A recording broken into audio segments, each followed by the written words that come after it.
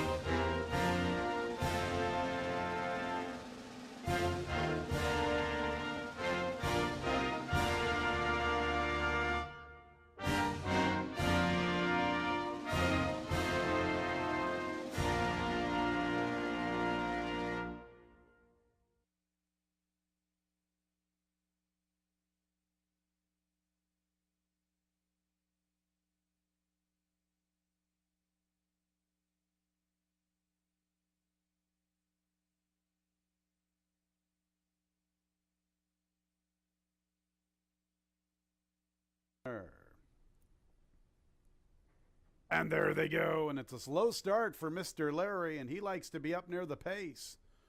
Reiner and Blood Moon begin the best, and here comes Mr. Larry after that slow start, guided to the extreme outside, and he is rushing up for the lead. And right behind them is a First Deputy. Look at the trip for First Deputy. Very favorable through the early stages, and at the back is Cozando. And look at Mr. Larry, quarter horse with the lead. Mr. Larry going pretty quick. Opens up 6 to Blood Moon and Reiner. First Deputy a little less than 8 off the lead, and Cozando is about 13 from the front. And despite blowing the brake, Mr. Larry has built up a huge lead at the 5/8. Pretty ambitious from Mr. Larry. It's better than 6 or 7 to Blood Moon and Reiner. First Deputy's in 4th, and Cozando is at the back of the pack. And still Mr. Larry has the lead, 6 lengths. Reiner's getting closer with Blood Moon, and First Deputy bides his time from the 4th spot. And Cozando is still the last of the quintet. They race to the 3/8, and here comes Reiner. Reiner's in a good spot, and he's ready to tackle Mr. Larry. And Reiner looks like the one to beat midway through the turn. First Deputy's a little even-paced as Reiner opens up. And maybe his stablemate Cozando is the real late threat. He's beginning to pick up his stride. Just in front of him, First Deputy, who's now trying to find his best stride. But it is Reiner with the advantage. And here's Cozando into second. And First Deputy is third. So it's all about Reiner at the 3/16. Can he fend off Cozando? And Cozando, who's sharp these days, is really making this huge move to the outside. Barn bragging rights up for grabs here. And it is Cozando who storms up to the front. Cozando from last to first, from Reiner, First Deputy, Blood Moon, and Mr. Larry.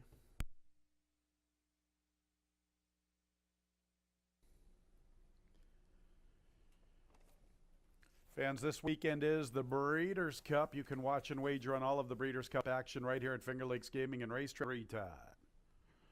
And there they go. Slow start, Derby Child. How you doing? Broke a little outward, taking the path of Cable Ready. Here's Strawberry quickly picking it up from How You Doing. Bold Force is third, and Cable Ready from the outside. The Grays in the clear heading into the turn. Towards the tail are the last two. That is Derby Child and Rory's Orchard. So Strawberry Quick makes the pace, nearly 3 lengths to How You Doing, and Bold Force and Cable Ready's in the 4th spot. Nearly 4 lengths back to Derby Child, about 1.5 lengths or 2 to Rory's Orchard. So Torelli and Niz are first and last entering the backstretch. Strawberry Quick, the leader, to the 5/8 a length. In the 2nd spot, How You Doing? Bold Force is third, and here's Cable Ready inching a little closer with that clear path. He gets within 3 lengths of Strawberry Quick. Long ways back to the last two, Derby Child and Rory's Orchard. Derby Child is trying to progress from that 5th position. He needs to. The flow favors the horses forwardly positioned. 25 seconds. 50 and 1/5. Strawberry Quick and How You Doing. Cable Ready really needs to giddy up from there. Likewise for Bold Force. They are single file. Derby Child's in the 5th spot. And Nothing from Rory's Orchard. Strawberry Quick, How You Doing? Cable Ready continues with his run. And Bold Force is now beginning to pick up his stride along the inside. Going to tip out into the 2 or 3 path. Strawberry Quick, How You Doing? And there's Cable Ready. Cable Ready. Wearing him down with this steady Eddie stride to the outside. Strawberry Quick, Cable Ready as the final furlong to try and come and get him. Strawberry Quick, Cable Ready in the center of the racetrack. And Strawberry Quick keeps on going. Cable Ready trying to tag him late. Strawberry Quick. Strawberry Quick, wire to wire from Cable Ready. How you doing? Minimum wager. Old school, traditional style pick 6. No changes in the 3rd. Let's go over the sequence. In the 4th race, scratch 1, True Destiny. In the 5th race, scratch 4, they're at the post. And there they go. Frankie Knows Best and Capital Gal, but here's the favorite, Allure Fortune, wasting no time, claiming the top spot, and Frankie Knows Best is going to show speed from the inside and pick it up. Frankie Knows Best and Allure Fortune. Capital Gal's getting a nice trip from 3rd, and to her outside there in the clear with the Blue Silks is Cross Island. Ice Love and Stay Home Mama are the last of the 6. So it is Allure Fortune who has the lead, almost a length to Frankie Knows Best. Capital Gal's up close. Cross Island's a little deep entering the backstretch, 3 wide, and just under 2.5 from the favorite Allure Fortune as they race to the 5/8. Break of about 6 lengths to Stay Home Mama, a length and a quarter, length and a half or so to Ice Love, the last of all. Allure Fortune, Capital Gal, Frankie Knows Best from the rail. In the 4th spot is Cross Island, still with that clear path to the leader, and she's about 3 lengths from the front. Break of 5 to Stay Home Mama, getting a little closer and progressing from that 5th spot. Nothing yet from Ice Love. 25 seconds, 49 and 3. Allure Fortune had to speed it up to maintain her advantage. Capital Gal still second. Allure Fortune's the leader, and she's the one to beat at the 5/16. Capital Gal's losing ground, a length and a half off the lead, but she's trying to stay in the race.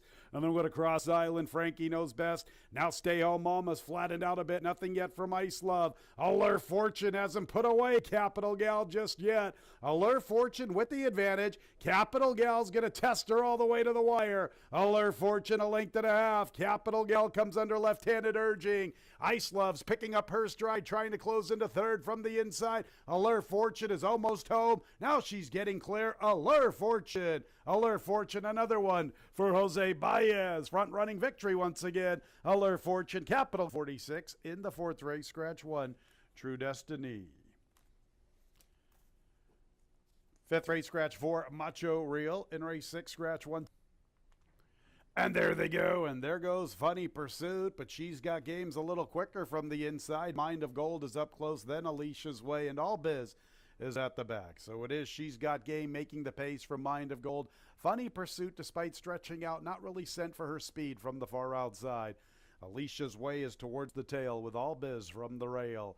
So on the front end it is She's Got Game, and Mind of Gold is up close from 2nd, and Funny Pursuit is 3rd. Here's All Biz sharing 4th with Alicia's Way. It's about 5 lengths from 1st to last. With the top spot, She's Got Game a length to Mind of Gold. They're going to try to slow it down up front.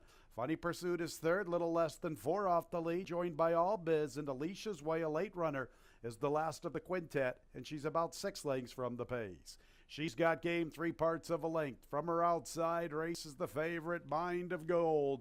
It's a break of nearly 3 lengths to Funny Pursuit and All Biz. Another 2.5 or so to Alicia's Way, still at the back marker. They race to the far turn. She's Got Game. Mind of Gold's waiting on deck. No excuses for the big favorite. Getting a perfect trip up close to the soft pace and well clear of her next rival, who is All Biz and Funny Pursuit. And Alicia's Way is the last of all. Mind of Gold, She's Got Game. All Biz and Funny Pursuit's closing in. And Alicia's Way is going to try to pick up her best stride from the far outside. She's Got Game. Mind of Gold from the outside. Here's All Biz looking for 3 in a row. Then Funny Pursuit. And Alicia's Way is going to try to come over the top to the far outside. Mind of Gold's in trouble. All Biz is up to the front. The sharp equine. All Biz looking for 3 in a row. Getting away from She's Got Game. Then Alicia's Way and Mind of Gold. All Biz front and center. from She's Got Game. Mind of Gold cents. Pick 3, 2, 4, 2, $17.50. 1 with 2 with 4 with 2. The early pick 4, $45.12. Race 5 will start our late pick 4. Scratch 4. And there they go. Make It in New York and Take the Edge are showing pace with March Madness Party. Oliver with a twist, forwardly position. AV Pair from the far outside. Then Tri-Satum and Mo Danson. So the stablemates battle it out. March Madness Party covering Take the Edge. Oliver with a twist is up close. Tri-Satum from between runners. Make It in New York along the inside. Navy Pair is a little wide at the 7/8, and Mo Danson bides his time at the tail of the field. It's about 7 lengths covering the field of 7, and March Madness Party clears away from Oliver with a twist. Take the Edge third. Navy Pair a little wide. Tri-Satum one from the outside, and there's Make It in New York advancing one from the inside with the purple silks. Mo Danson in no hurry at the back marker. So March Madness Party and Stephen Fred have the lead at the 5/8, about a length and a half to Oliver with a twist. And from the outside is Navy Pair. Now Christian Navarro decides he wants to cover a lot of ground. We're going a mile and 1/8. Christian says it doesn't bother him. He's going to go very wide up the backstretch. Make It in New York saves ground. A good trip for him. 3 off the lead. Mo Danson now picking up his stride, getting within 7 heading into the turn. Take the Edge drops out of it. 3/8 to travel, March Madness Party, and Tri-Satum from the outside. And look at Mo Danson with this huge run. Mo Danson from last to first, just like that. Mo Danson opens up. Today's his day, I guess, at the quarter pole. He has quickly opened up on this group. Tri-Satum, Make It in New York, then March Madness Party, and Oliver with a twist. Mo Danson and Louis Perez with that decisive move through the turn, putting this race to sleep. Mo Danson, the easiest of winner with that eye-catching run. Make It in New York second, then Tri-Satum, and Oliver with a twist fourth for the Super.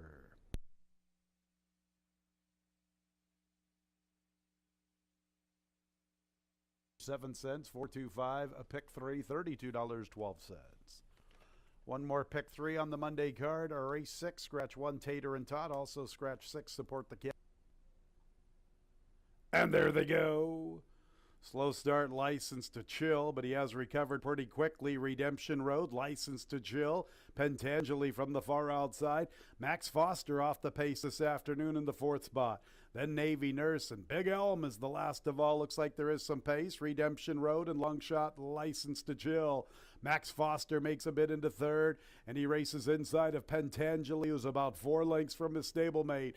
2.5 to Navy Nurse, 3 lengths to Big Elm, now picking up his stride at the back marker, 22 4/5. Redemption Road softened up a bit by License to Chill. Max Foster's in a nice spot. He needs to go now. He's more than 3 off the lead. Pentangeli's 4 lengths from the front. Navy Nurse a little less than 6 off the lead, and Big Elm continues to close in. License to Chill, Redemption Road. Here comes Max Foster. Navy Nurse has a little look along the inside. Far outside, Pentangeli. Max Foster, one from the outside. Pentangeli to the far outside. Up the rail, Navy Nurse. Redemption Road keeps on sticking around. Navy Nurse riding the rail up to the front. The biggest price on the board, Navy Nurse and Redemption Road. Who's it going to be? Look at Redemption Road. A horse that has $40.40, a 2-4 exacta, $46.60, 2-4-1 trifecta, $37.37, 10-cent super, 2-4-1-3, $8.17. And there they go. Letter Carrier Henry and Stone Guitar show good speed. Hey, it's Enrico Palazzo's forwardly placed gunning from the rail. Letter Carrier Henry the quickest. Night Escort's 4th. Hares Prepare for Glory in the 5th spot, 6 or so off the pace. The favorite, Digital Future, is 3rd last, racing with Sam May. And Blue City is the last of all. Now, hey, it's Enrico Palazzo, and they go quick. 22 3/5 from Letter Carrier Henry, and Stone Guitars making his move. Night Escort's 4th, and he's a little more than 3.5 off the lead.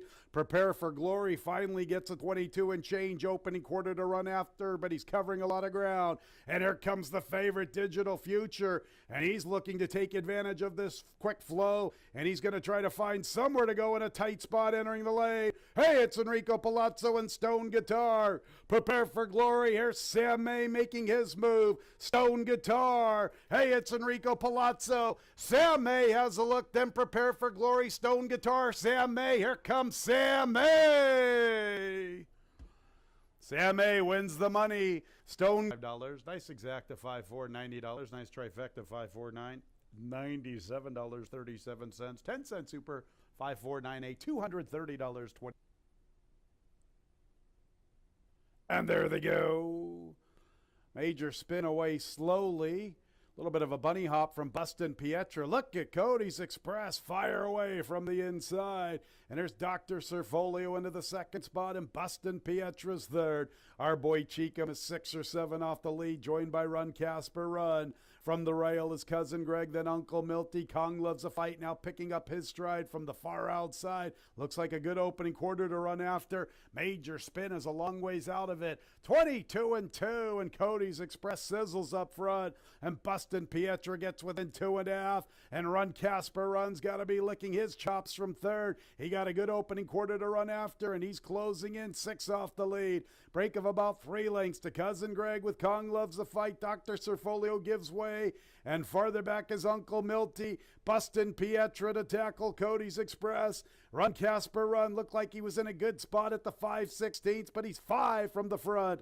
Here's Bustin' Pietra getting the lead on the class drop. Bustin' Pietra putting away Cody's Express. Run Casper Run's only going to manage second. Bustin' Pietra's too good on this big class drop. Another one for Paul Barrow. Run Casper Run was second, maybe Cousin Greg. 7.6 exacta, $45.60. 7.64 trifecta, $55. 10-cent super. 7.64.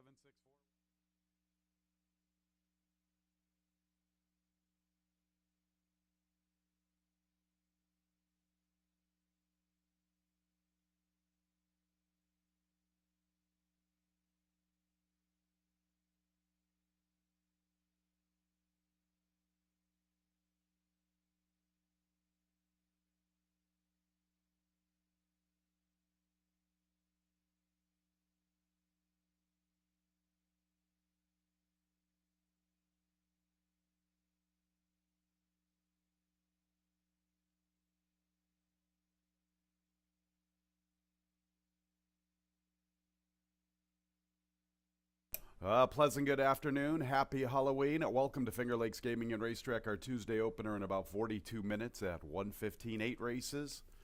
Racetrack currently graded a sloppy. Let's get right into the changes. In the opener, scratch 6 Hot Rod Lincoln, 6 Hot Rod Lincoln, scratched from our Tuesday opener. Early double, early pick 4 as always in the opener. Early pick 3 in race 2, no changes. Pick 6 starts in the third, no carryover. 1 Hot Rod Rumble, an additional workout. 28th of October, Belmont Training Track, fast that morning, half mile, 52 seconds breezing. Pick 5 in the fourth, no changes. Late pick 4 in the fifth, also clear of change. Let's go to race 6, starting the late pick 3. 2 and 3 both scratched. Octuliber, no lime, 2 and 3 out of race 6. 8-1.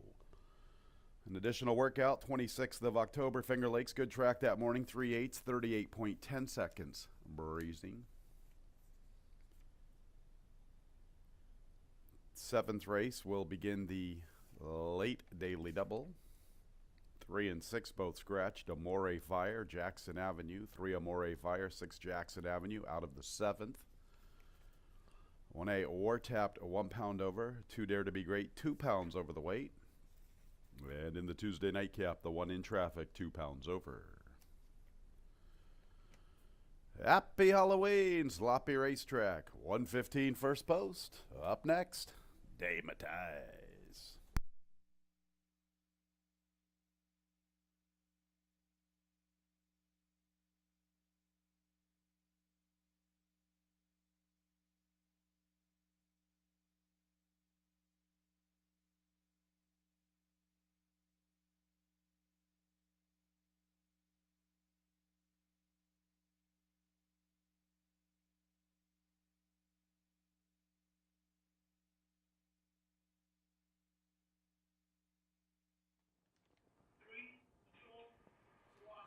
And happy Halloween from Finger Lakes Gaming and Racetrack. I'm Dave Mattai. Sorry, my costume just didn't work out. I didn't think about that. I can't get my contacts in my eyes. I have to see my program, so won't be able to wear the mask, but I was going to be Batman. Didn't work out. But hope everybody has a happy Halloween today. We got a good 8-race card. Sloppy racetrack. Still drying out from yesterday, but it's kind of nice out. At least the sun's out. Just going to be a little colder for this Halloween card. Actually, this time of year, I know I've been in the North Country before. It gets pretty cold, and we get our first snow generally around Halloween and the first November weekend. Anyway, good day yesterday for jockey Louis Perez. 3 victories on yesterday's card. Congratulations to him. He's started off on fire that day. Also, somebody I haven't mentioned a lot this year, Ilmar Loaiza had a good day with the Salvados. Congratulations to them. They had a couple victories on the card. Also, Baez and Flores with 2 wins. Barrow also picking up some steam and thinking that Engelhardt was going to pull away in the trainer standings. Not the case. It's getting really close as Engelhardt has 51 wins, Barrow 50. 1 length between them. Also in the jockey race, you got Emmanuel Di Diego still hanging in there with 57 wins, and Cabercoa right there with 55 victories. Well, upcoming next week, well, November 6th, we're going to change our post time. Obviously, the clocks change over the weekend. So we're going to go to a 12:15 first post for the remainder of the season. Still got a few weeks left till right before Thanksgiving. And we also got our final 2 stakes races of the season coming up this next week. Monday, we're going to have the Monday we'll have the She's a Stone Cold Fox Stakes. Named after the great She's a Stone Cold Fox, one of the best 2-year-old New York bred fillies ever, and the great Tin Cup Chalice, who had that incredible 3-year-old season when he swept all 3 legs of the Big Apple Triple. So both those 2-year-old stakes races, that'll be Monday and Tuesday, the final 2 stakes of the season. Okay, sloppy racetrack for this Halloween card. We do scratch the 6, Hot Rod Lincoln. Yeah, look at the first. Yeah, it's almost like a now or never for North Coast. Not a lot of good speed in here, which puts him right out there with Legendary Bid. And, I'm hoping front speed's a little better today. It seems like the last couple of race days we've had, it's almost like the second half of the card, they seem to be closing a little bit more, and it's getting a little more tiring. We'll see if that's the case. So even with the sloppy track yesterday, we did have some horses off the pace. I got some horses on the front end today, so I'm hoping that we do have a fair racetrack. It is going to be possibly drying out a little bit. I know with this colder weather, doesn't dry out as fast. But North Coast, yeah, he's got an edge. He was running at the 11-9 level before dropping to 5 last time. I was out that day, but I would have expected him to beat that field anyway. He still ran a good second. Problem is, Cousin Greg is often a top 3 horse, not necessarily a winner all the time, and that one won that day. But maybe with the right kind of trip today without a lot of pace, he gets first run on Angelic Mission and The Jig Is Up, who seem to be the 2 main threats. Angelic Mission and The Jig Is Up both come out of the same race, won by Uncle Milty. I didn't think that one was as good of a race as even the Cousin Greg race that North Coast comes out of. They went slow early. They went 47 to the half. It was a sloppy racetrack for that one, but I thought the Angelic Mission didn't have the best of trips because of the pace early. The Jig Is Up was a smart ride. It didn't look like there was going to be a lot of pace in that race. So I kind of don't give much of an excuse for the Jig Is Up. It was a good job by Kevin Navarro getting out there early, recognizing that it was going to be a slow pace. Just got beat. I mean, Uncle Milty came off the pace to beat him anyway. So I kind of don't have an excuse for the Jig Is Up, but it's still a good effort. And you got to consider the horse. Angelic Mission may be up against it a little bit because the pace was relatively slow. The other thing with the Angelic Mission, he does have a win on and off track, and that is key. That is key. So I went 3-5-7-1 in today's first race. Okay, second race, a 5,000 claimer, going 6 furlongs. Tough to go against Unbridled's Reign. Maybe you can make a case. I know at first look you'll say, well, Unbridled's Reign probably doesn't like an off track, but that may not be the case. I mean, she is 0 for 4 on it, but one of those 4 starts, she produced her best lifetime buyer. So I'm not going to come to the conclusion just because her record isn't so great on the off track. Maybe some of it was the competition. And her breeding hints that she shouldn't be that bad on it anyway. And she just got to like it a little bit, to be honest with you, because you look at this $5,000 field, there isn't much to beat. She's just got to run her race, and she should win race number 2. Again, another horse on the inside, but problem with this race, there, like a few of them today, there isn't a lot of speed signed up. It looks like Empress Palpatine might provide the early pace. But Bridal's Reign seems to have the edge.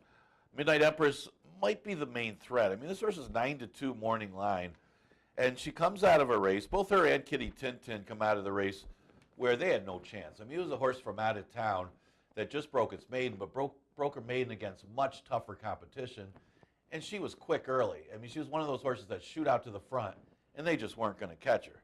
So nobody really had a chance in there. That was one of those horses that was obviously your pick 5, pick 6 single, and she blew the field away. Well, Midnight Empress was big odds in there, 42-1. Kitty Tintin was something like 4-1. But Midnight Empress actually ran a good race. I mean, she had an outside post. Maybe she passed some of the tiring horses that were chasing after PJ's rider, but it was a good effort. And she outran Kitty Tintin on and off track. So, but those two horses coming out of that tough race with that good-looking winner, I mean, that winner probably would have beat this field too. So I will throw in Tina Burner as maybe a price because I think that she might not mind an off track. You look at her overall record, 1 for 25, and then you look at the off track record of 1 for 8. Her only win was on the off track. She did have some trouble in her last race as well. So I think this horse can land a share at a price. So let's go with a 1, 3, 4, and 2 in race number 2. All right, third race is an allowance race that goes a distance of 6 furlongs. Yeah, you got a couple of high-priced horses in here. You know, you got Hot Rod Rumble, who cost $325,000 as a 2-year-old, and then you got Payzone, who cost $165,000 as a 2-year-old. So some high-priced, well-met horses. They're still running against allowance horses here at Finger Lakes, but they're also both coming off dismal efforts. You know, maybe Hot Rod Rumble's a little worse than Payzone's last race, but I'm looking at the prices too. I mean, Hot Rod Rumble, the $325,000 horse, is 5-1 morning line against these horses.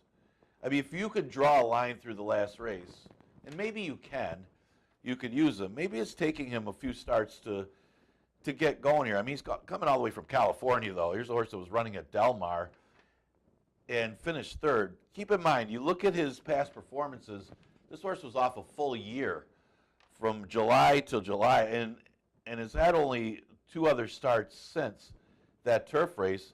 I'll tell you, his second start off the layoff, that long layoff going 7 furlongs, wasn't bad at all when adding blinkers, ran 3rd. So, like I said, if you could forgive the last effort, he's in the right place because he's eligible for our New York bred conditions after this one. You know, he started off his career in New York, so yeah, figure this is the best place to be for the right purses and the right conditions. The Hot Rod Rumble could win here and keep it going. Payzone looks like the pressing speed. I mean, this is a race full of early speed. When you look at the inside horses, the 1, 2, and 3 all have past performances where they've been on or near or pressing the pace. So Payzone's quick. Payzone's been setting some quick fractions. He also has a high Tomlinson for an off track with a 410. I was interested about the breeding on this one. Looks like he wants to go longer, especially on the dam side. So we're interested to see if they decide to go along with this horse sometime in the future to shoot out to the front and keep going. But Payzone, a logical horse in here. I mean, keep in mind, his debut, I mean, going back to the Gulfstream race, that's an open maiden race, 3 and ups at Gulfstream. That's a tough maiden condition, and he ran a pretty good 4th that day. You know, he's kind of an every other horse, but, you know, this is an every other race. So I'll throw in Tacony Road for 3rd. I guess one of these you could say, his debut was his best race. That's his best lifetime buyer, and that was before adding blinkers. One of the things I never like horse making equipment changes off of a win. It used to be back in the day you would never see that. It was like an unwritten rule. You never make an equipment change off of a win if you're, unless you're going up in class. I mean, if you see a horse that stays at the same level or drops, does an equipment change, I mean, it's a scary move. You know, if it ain't broke, don't fix it type thing. But, you know, maybe they looked at the fact that the horse did break his maiden first out before the blinkers, they could run better. I mean, I always liked Tacony Road because he's out of the great Finger Painter, who was a spectacular filly here at Finger Lakes, and she wasn't bad on the off track either. So, interesting move with the equipment change here for Tacony Road off of a win. I don't always like that. I don't like when they drop in class either and make the equipment change because you don't know if it was just the easier competition or the actual equipment change. Mo Trump maybe benefited from the off track last time. One of the things you can notice with Tacony Road and Mo Trump, they both ran on the same day. It was one of those things where there was an outside advantage. You know, a lot of the horses inside didn't fare too well. It was slower on the inside. And both Mo Trump and Tacony Road, along with the whole trend of the day, were horses that had more outside trips with the racetrack. So I kind of had negatives on both of them. They did both run pretty equally. I mean, both levels, I mean, both conditions, the two lifetime, both divisions, I should say, ran approximately the same time, and both of these were the winners. So, again, maybe a little bit on the bias aided side, but both have some upside off those victories in the two lifetime moving into the three lifetime. So, with the 1, 2, 6, and 5. Maybe taking the two expensive horses, 1, 2. Fourth race, a 5,000 claimer, going 5.5 furlongs. I thought Professor Dave could get the lead here. Again, I mean, here's watching races, and you know, this horse does stop late in a lot of his races, but maybe at 5.5 furlongs today, he doesn't. I mean, he returns from Presque Isle. He didn't run all that bad in Presque Isle, just kind of a wasted trip because he didn't hit the board. And before that, he was pulled up that day too. So at least you see the race since then. He did show his early speed. It was just tougher competition in their bottoms. Comes back to Finger Lakes. I like the distance of 5.5. I think he's a little quicker than Mass Appeal on the inside. And the price is right. Papa Tom B is 3-2. He's at odds of 3-1. So a little more value. And you look at all three wins for this horse at 5.5. So this is the right distance. It seems like he just can't quite get the 3/4, the 6 furlongs. The one Papa Tom B, hard to knock, ran third. I mean, it wasn't that strong of a field. It was actually the Murph who ran 1, 2. Hey, it's Enrico Palazzo. Kind of controlled the pace. I mean, really, they kind of followed the leader in there. So Papa Tom B didn't have much to close on in that race. But, you know, he's had he's had a couple third place finishes mixed in there. Actually, 3 straight. I don't know, he hasn't had great pace scenarios, but is this really a great one either? I mean, if Professor Dave can get away on the front end, depends what Mass Appeal does here. I mean, Mass Appeal is the only other one that's really got any kind of early speed. I mean, Dean Verdile used to have speed, getting a little older. Mass Appeal hasn't shown his speed the last 2, but maybe rating a little more too. He hasn't been great on an off track, but he could be the pressing speed of Professor Dave, or he may just play follow the leader sitting outside. So those are the main 3. You could throw in Dean Verdile, the old-time veteran, for 4th. But it's all about whether Professor Dave can carry his speed all the way to 5.5, or a horse like Papa Tom B or Mass Appeal can chase that one down. So I went 2, 1, 6, 3 in the 4th to start off. That picked 5 with the 8-race card. Okay, 5th race, an allowance race, never won 2 condition.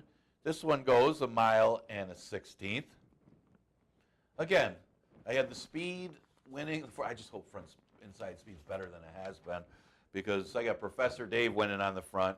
And you look at the 5th race, it just seemed like Predicted could control the pace in here.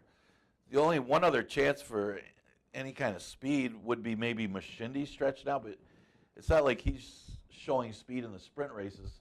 And of course, Tiz Lucky won't be that far behind either, but I would think Predicted is going to be the main speed here, stretching back out to the route. And, you know, he's not really getting it done the last couple races, but it's not like he's running that badly either. So if he's able to get to the lead, normally I would look at this and say predicted is a good favorite to beat looking at the last two races. But when you look at the pace scenario, it just seems like he could get the front end, being inside of Tiz Lucky and others, and just keep going.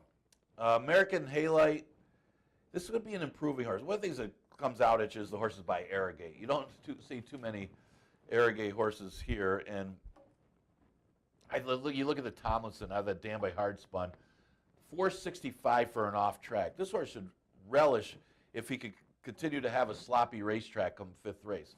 It may be drying out by the fifth. He has run on the good track a couple starts before he really got going, but he's a router, and those were sprint races that he was on the off track in the past too. So this will be the first route race on and off track for American Halite, which he should absolutely adore based on his breeding, and he goes first time late. So the other thing good about American Halite, and you see the ascending numbers. Each race he's getting better and better and better, and that's what you want to see from these young 3-year-old horses. And comes off his best number last time, and now also goes first time Lasix for this race. So, I mean, I know his numbers lately aren't still quite good enough to win this race, but he's an improving horse and a very well-bred horse that we could see his best today. Tiz Lucky, can't really knock him. I always liked this horse.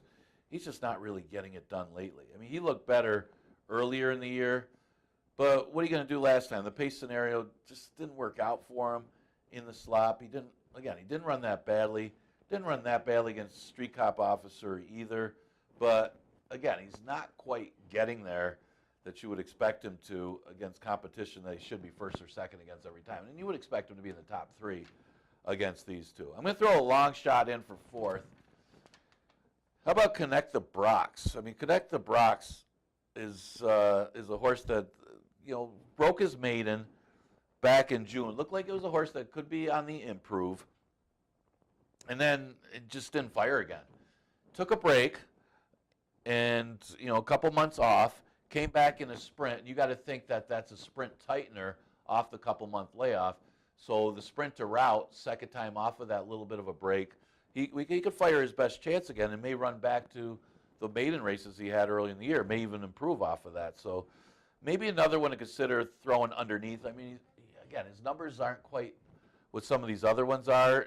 That's why he's 15 to 1 morning line. But you do have that room to improve going back to a route, second off a little bit of a break. 2-7-6-1 in the fifth. Okay, sixth race, scratch the 2. Octuliber, scratch the 3. No line.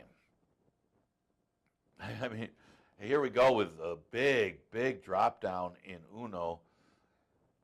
And the other thing is, I mean, I don't like the post considering, but he might just be the speed of the race too. I mean, he might just shoot out there, go to the front, and keep going. I mean, he's supposed to win for 5,000. It's just scary that the horse is in for 5,000. But this time of year, we've seen it all the time in the past. Michael S. Ferraro not afraid to drop the horses late in the year, and he wins a lot of races late in the year. So really tough to go against. I'm going to use That's My Business for second.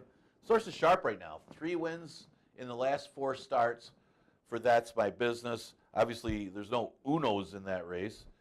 And this condition with a 4 lifetime, yeah, I mean, most of them are in for the 4, except for the multiple winner in this Cat Can Fly, who should have an advantage actually being in the tougher condition and being like a 10-time winner. But I'm going to use That's My Business for second. Trivista is one of those horses that have had multiple wins, like this Cat Can Fly going back up against 4 lifetime horses. I mean, you look at all 4 outside horses are in for the 4 lifetime, and you got this Cat Can Fly and Trivista who are in for the other part of the condition, and it's like going back in time to the 4 lifetime. Problem is, neither one of them are in tremendous form, but Trivista's not too bad. I mean, top 3 finishes the last 2 races. Mentioned Ilmar Loaiza having a good day yesterday with 2 wins on the card. Maybe his barn is going to start heating up. And I like the running style for Trivista to kind of pass some horses that might be chasing Uno a little bit as that one draws away from the rest of them, where you'd expect to draw away from the rest of them. This Cat Can Fly, yeah, not particularly great on an off track, but he's run okay on it.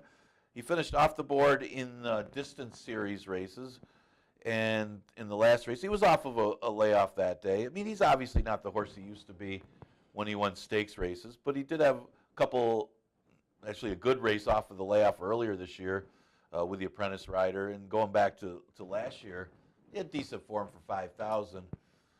So another horse to consider in race number 6. So I'm going to go the 8-7-4-1. Really tough to go against Uno, but can't blame anybody for taking a shot if the horse goes something like 1-5 in race number 6. And he's going to be a short price horse, especially with Octu Lieber scratching. 7th race, scratch the 3, Amore Fire, and scratch the 6, Jackson Avenue. Like I said before, I'm hoping front speed is better today, but you know, there's a few races when it looks like there's horses that might be able to control the pace. You almost got to use them on top if you're just considering a fair track. I mean, doesn't War Tapped look like the main speed of the race? I mean, this horse is going to have no excuses today as he drops back to 11-9. There's absolutely no pace in this race other than War Tapped. Catch her if you can. I don't think that they will. I know it's 6 furlongs, but she's going to be able to relax out there. You know, I don't know if the equipment change, that scares me a little bit, because I think the horse is definitely going to win if they kept the blinkers off. But we'll see if the blinkers puts too much aggression in her, because she's able to control the pace. So that's the only thing that would scare me, the fact that she is trying an equipment change in a race that she looks like she should easily control the pace and win. That might be her downfall. But at least you got insurance with the 1, Georgie's Lady. You want to say she moved too soon, but she really didn't. I mean, on a fair track, that was a perfect move by Louis Perez, but it was one of those days where the last move was the best move, because it was one of those slower, tiring racetracks that Georgie's Ladies, you know, just kind of got bogged down late, and it was a nice ride on the other horse that sat, waited, and made that late move and won the race. But I would think that this entry looks awfully tough and might even run 1-2 in this race, with War Tapped being the one that could completely control the pace in a race lacking in any. Then you got Boyish Lady and Maddie Surprise. Boyish Lady dropping down back to an 11-9 where she last won for this price, beating Maddie Surprise. I do like Maddie Surprise's last race on an off track, though, because, I mean, I thought Bustin' Roxy, I mean, talk about a horse that could control the pace. Bustin' Roxy was absolutely lone speed, no excuse, and Maddie Surprise still ran her down. So that was a big effort in that sense for Maddie Surprise. But was that a case of Maddie Surprise being that good, or maybe Bustin' Roxy not running a great race or her best race? Kind of got to look at it. I mean, the time wasn't exceptional for the day, but it was still, anytime a horse runs down a lone speed horse, it kind of impresses me a little bit. At least you could say that one was much the best. It's not like she had things her way. So I'll go with the 1 entry, 5 and 4, kind of the way it looks in race number 7. All right, last race. Last race. Yeah, it's a tough, I mean, it's a tricky race. One of the things, again, you only have the 2 speeds of I Know You Ain't Talking to Me and Isle Storm. And again, everybody knows that I've watched me over the years. I followed track bias, and that's how you win races, or you win money here at Finger Lakes and some other tracks too. I mean, you got to do your homework. And Isle Storm is one of those horses that dropped in class but caught a terrible inside speed day last time and ended up fading. And you know, his Flattery's Music was supposed to be the other speed, ended up getting the better of the trip. So I forgive the effort for Isle Storm, and her previous starts are against tough allowance horses. So she looks like she's the best of the speed. It could just simply either get the lead on I Know You Ain't Talking to Me, or maybe even put that one away. I mean, I Know You Ain't Talking to Me might not even be as fast as Isle Storm if Isle Storm shows her past speed in this race. I don't think you're going to get 6-1, though. The 5 Lady Quinn, that's the horse I was just talking about against Georgie's Ladies. It was really a good ride by Keeper Koa. I mean, it was a patient ride on a track that was favoring the deeper closers because it was tiring. And Lady Quinn, who was normally closer up, was able to relax under Koa and make that late move on a day that you want to make a late move And that's how the horse pulled off the upset over Georgie's Ladies. And it was a good time. I mean, in a sense, it was a pretty good race and a good time for the day. So I would expect her to maybe get a good trip in here right behind the speed of Isle Storm and could be a big threat in here. And plus, she's, that race she could be showing that she's improving too with a few starts over the track. Ramon always fires. Ramon just hasn't always had the best racing luck. Last time she didn't get out that well. And with her running style, it always seems like she's forced to make a circling move just because she gets back early or whatever, but then she gets caught wide. Well-bred horse. I mean, Arcadio and Angel have done a good job with this horse. It's just they need a little more racing luck to get her. I mean, she obviously fits at the 11-9 level against these horses. Just got to get a trip. Well, I had to throw somebody for fourth. It seems like they all have similar running style. I mean, In Traffic likes to come from out of it. Clifton Punch last time sat back and made a run. The New Miami is going to be trying to close ground.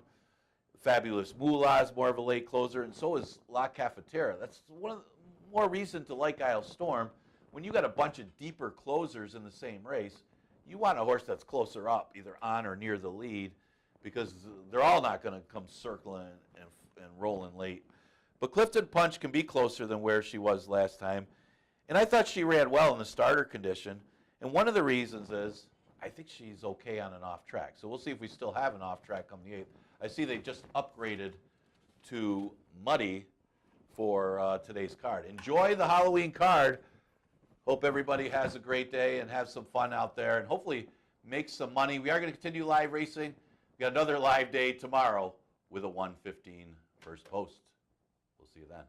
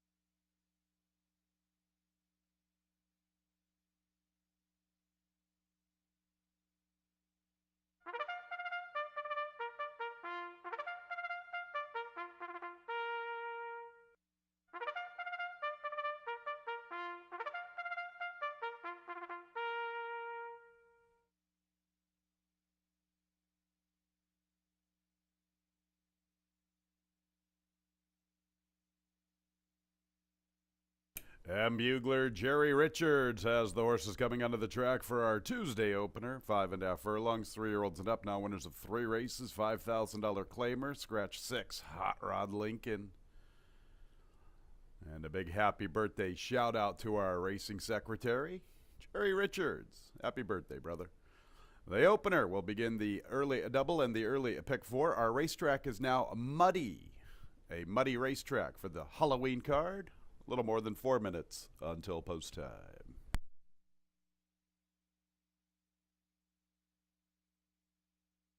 Here they are. 1 Uncle Vic, Christian Navarro. 2 his legendary bid, Heman Harkey. 3 North Coast, Cabercoa, the big favorite at 4-5. The 4 is Stormy New York, Jeremias Flores. 5 is Angelic Mission, Louis Perez. Scratch the 6, 7, the jig is up, Kevin Navarro. Muddy racetrack, a little more than 3 minutes until post time. Happy Halloween, everyone. Track announcer Tony Kalo up here in the booth. Hopefully today we can provide lots of treats and very little tricks on this Halloween card. Scratch the 6, Hot Rod Lincoln. Hot Rod Lincoln out of the Halloween opener. And my pappy said, son, you're going to drive me to drinking if you don't stop driving that Hot Rod Lincoln. All right, had to get that one out of the way. Race 1-3 North Coast, he's the horse to beat. Second time in for $5,000, a beaten favorite. Went in for this level on the 19th of September. Has a couple nice maintenance moves in between. Makes a lot of sense in this spot. We will make him the top pick. He is currently at 4-5. Emmanuel Di Diego, our leading jockey by 2 lengths over Cabercoa. 57 and 55 wins respectively. I believe I have that number correct, if I heard it correctly earlier from Dave Mattice. How about the trainer standings? Chris Engelhardt with 51, Paul Barrow 50, I'm Anthony Ferraro, I believe 45. We have some nice trainers and jockeys races here for the 2023 season. And counting today, we've got about 11 more racing days. So we'll see if Cabercoa can cut into Di Diego's lead with North Coast, my top pick. 7, the jig is up, making his 3rd start locally. Both starts have been pretty good. Missing by a length to Cody's Express, recently finishing 2nd to Uncle Milty. We got to hold it against him just a little bit. He built up a 1.5 advantage with a final furlong to travel and couldn't seal the deal. And you look at his overall record, and it kind of indicates that he lacks a little bit of will to win. 2 for 33 with those 6 seconds and 2/3. Obviously, with all those runner-up placings, we will put him in that spot. 5, Angelic Mission, good human connections. What a day for Louis Perez yesterday. Michael S. Ferraro continues with his sensational training throughout his career. Angelic Mission now making his 3rd consecutive start for $5,000. He won the N2L as an odds-on favorite on the 26th of September, and he was the beaten favorite against the Jig Is Up, so maybe he makes a lot more sense for the 2nd slot than the 7. I've gone 3-7-5, could see you going 3-5-7. 3 North Coast, the horse to beat in the Halloween opener.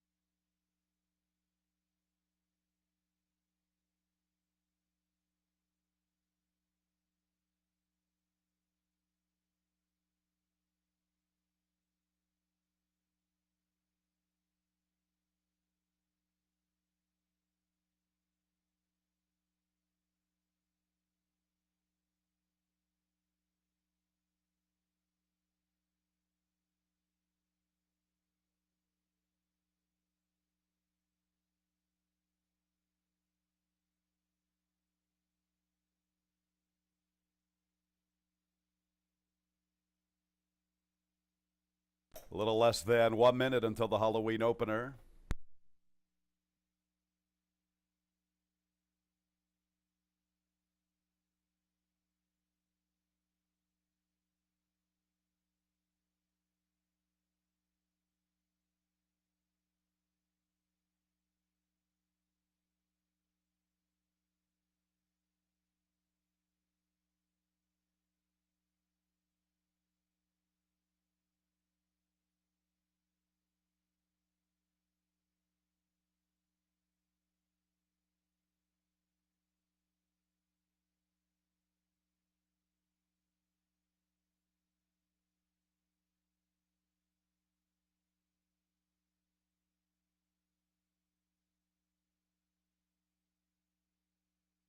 It's post time for the opener. 3 North Coast, the big favorite, 4-5. 5 Angelic Mission, 3-1-7. The jig is up 7-2.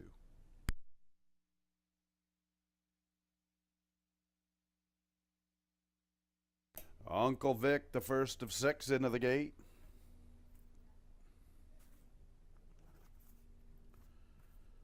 Legendary Bid, the favorite North Coast.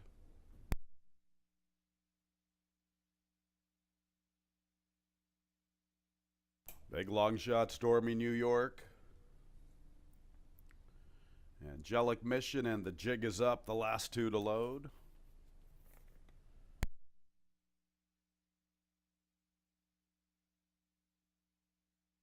Both the 1 and the 2 acting up a bit in the gate. Here comes the jig is up to the outside.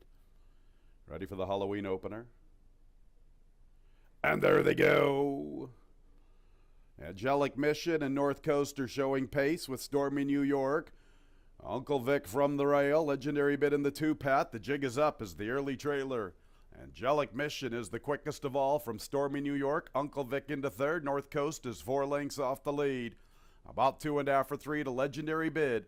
And the jig is up. So it's Angelic Mission with the lead heading into the turn. Here comes North Coast making a move into third. Vying for second. Getting within 3 at the 3/8. Angelic Mission, a 23 3/5 opening quarter. No excuses for him near the quarter pole. North Coast is under a vigorous drive. From the inside is Stormy New York. Uncle Vic tips away from the rail for the final quarter of a mile, and Angelic Mission has had a favorable flow. He's the one to beat at the 3/16. North Coast fights for second. From his inside, Stormy New York. From his outside is Uncle Vic. Angelic Mission all over this group in the Halloween opener, strutting his stuff and just cruising with the lead throughout. Angelic Mission for 2 out of 3. Louis Perez continues to sizzle. 3 yesterday and the Halloween opener today. North Coast second, then Uncle Vic. And 4th and 5th involves Stormy New York. And the jig is up.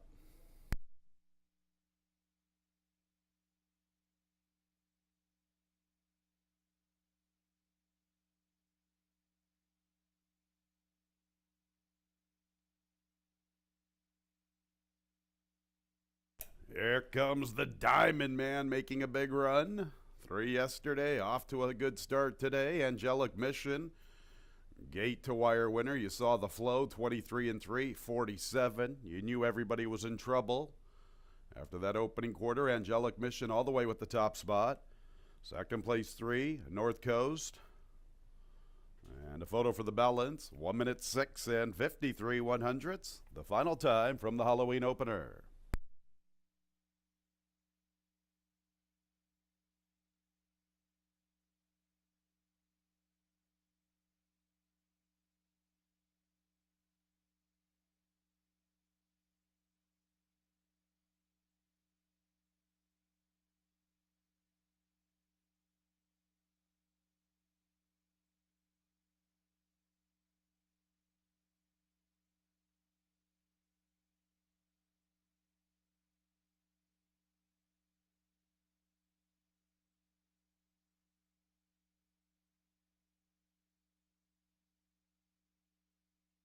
One Uncle Vic, a third, a 4th place to the 4. Stormy New York.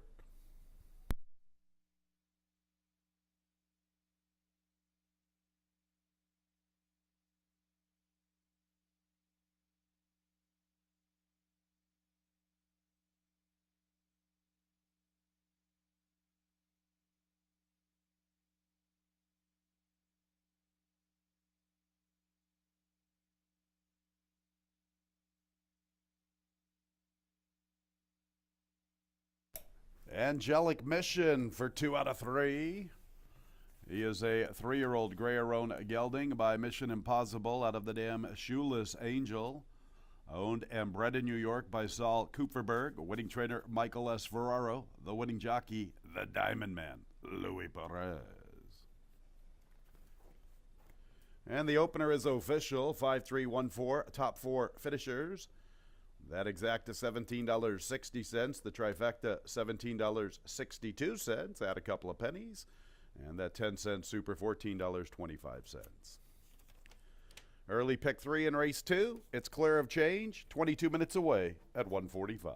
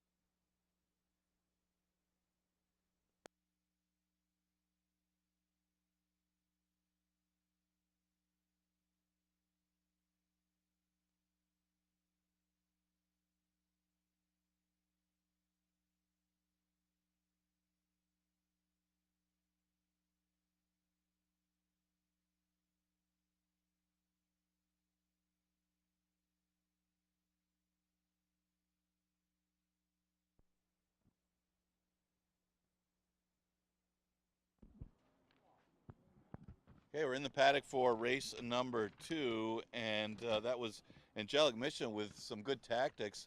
Nobody really sent for the lead that race. Angelic Mission was able to get to the front end under Louis Perez, who's got the hot hand now. He had 3 wins on yesterday card and very smart tactics there, as he was able to get the front and control the pace and get the victory for Michael S. Ferraro. Sometimes the tactics are all you need when you get a paceless race like that one.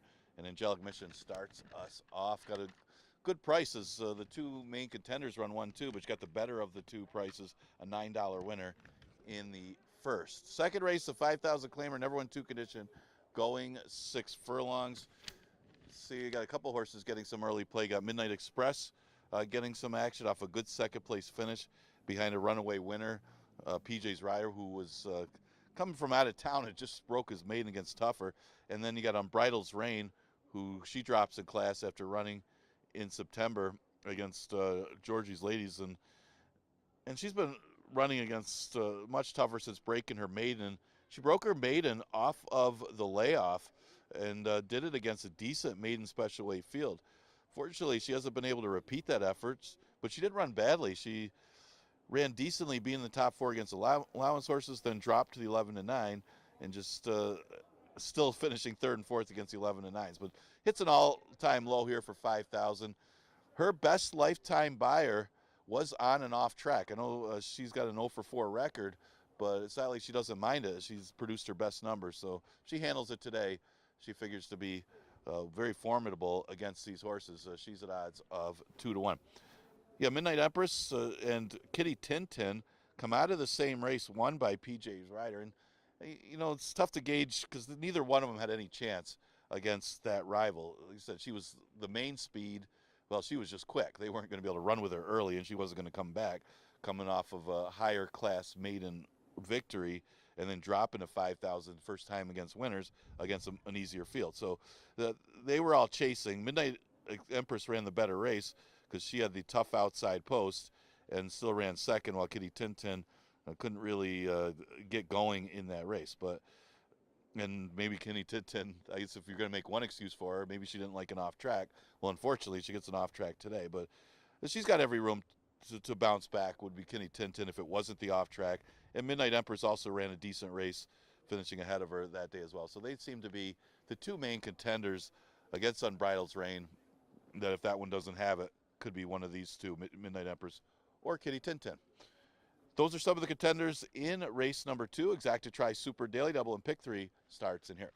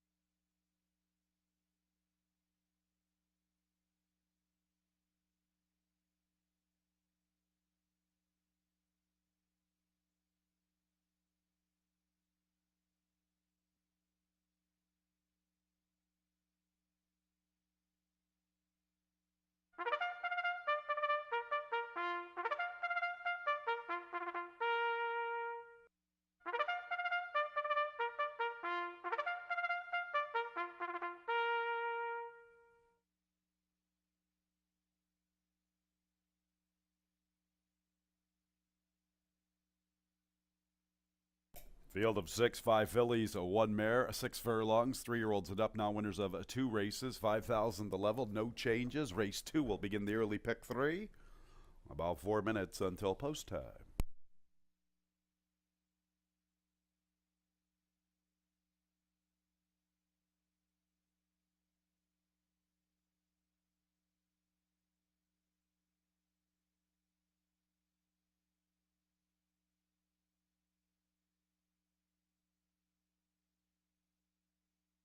There's the field. Number 1, Unbridled's Reign. Michael Davila Jr., the favorite at 8-5. 2 is Tina Burner, Jackie Davis. 5-2. 3, Midnight Empress, Krista Navarro. 4 is Kitty Tintin, Jeremias Flores. 5, Empress Pulpatine, Jose Ventura.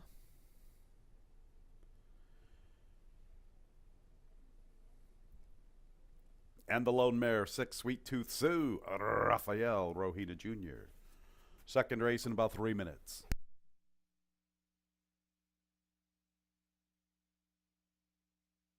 Early pick 3 time on the Halloween program. A field of 6. 5 fillies, 1 mare. My top pick's the 4, Kitty Tintin. I liked her on the 17th of October. The winner was an authoritative winner who was on a big class drop from out of state and looked good winning and got claimed.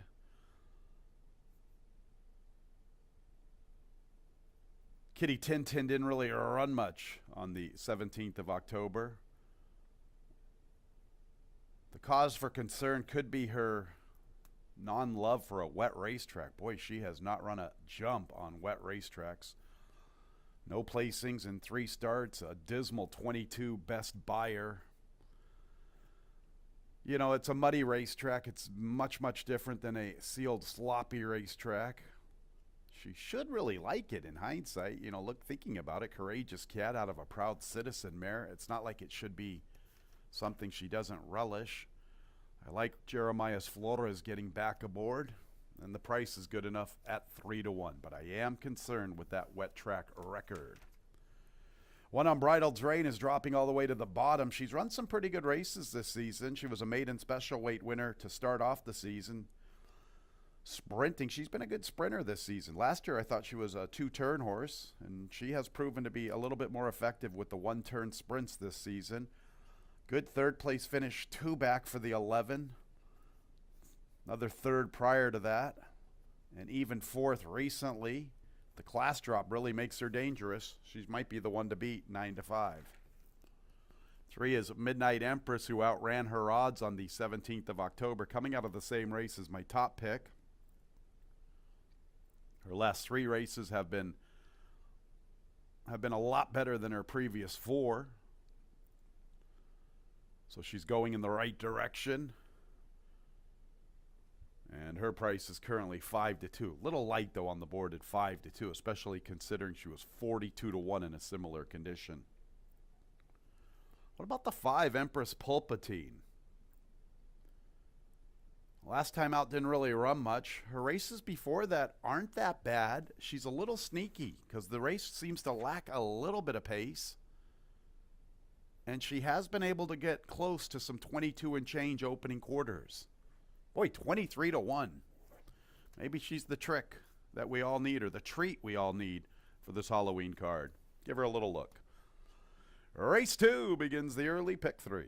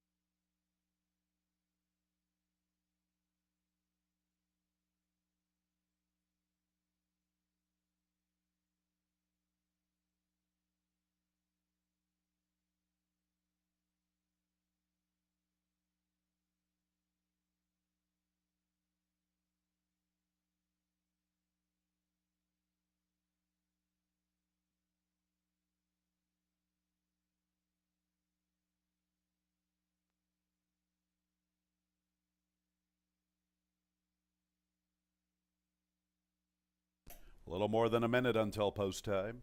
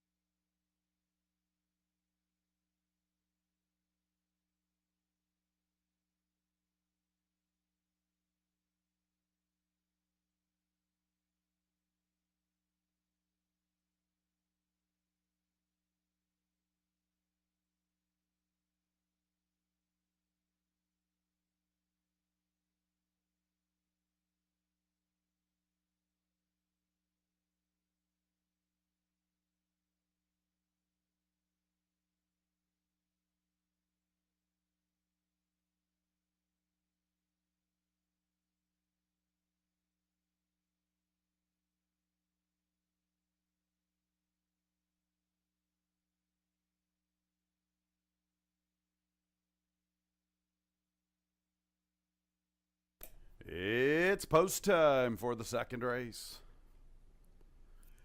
Number 1, Unbridled's Reign is the favorite on the class drop, 3-2.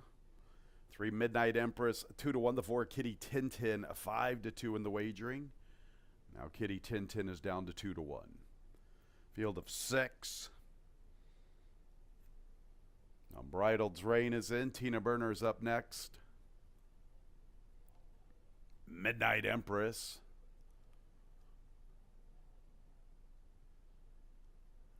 Kitty Tintin. Kitty Tintin is in. Empress Pulpatine and the mare Sweet Tooth Sue, the last 2 to load. 7-5, Unbridled's Reign on the class drop. Early pick 3 time. And there they go. Empress Pulpatine and Tina Burner begin the best. From the inside is Unbridled's Reign. The Midnight Empress, Sweet Tooth Sue, and Kitty Tintin is the early trailer, guided to the extreme outside. Long shot Empress Pulpatine making the pace nearly a length and a half to Tina Burner. Sweet Tooth Sue advances in the clear from the far outside. Unbridled's Reign's up close from the rail. Midnight Empress, somewhat of a tight spot for her, going to an awkward position along the inside, going to try to ride that rail. And Kitty Tintin is 6 or 7 from long shot Empress Pulpatine. 23 2/5 for Empress Pulpatine, the leader midway through the turn. Tina Burner continues to chase her. Unbridled's Reign remains up close from the inside. They're going to Sweet Tooth Sue, Midnight Empress, and Kitty Tintin wants no part of this off racetrack. And Empress Pulpatine continues chugging with the top spot. There it comes Unbridled's Reign, working away from the inside. She is the threat at the 8th pole. And to the far outside comes Midnight Empress. Empress Pulpatine keeps on going. Unbridled's Reign has her in range to the outside. Empress Pulpatine, Unbridled's Reign. Here is Unbridled's Reign up in time. Good effort from Empress Pulpatine at a big price. Then Midnight Empress and Tina Burner 4th.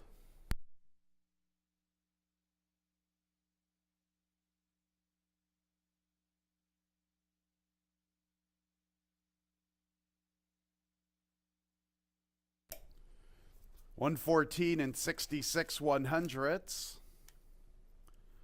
Unbridled's Reign worked out a pretty good trip riding that rail throughout, tipping into the 2 path for the final 3/16.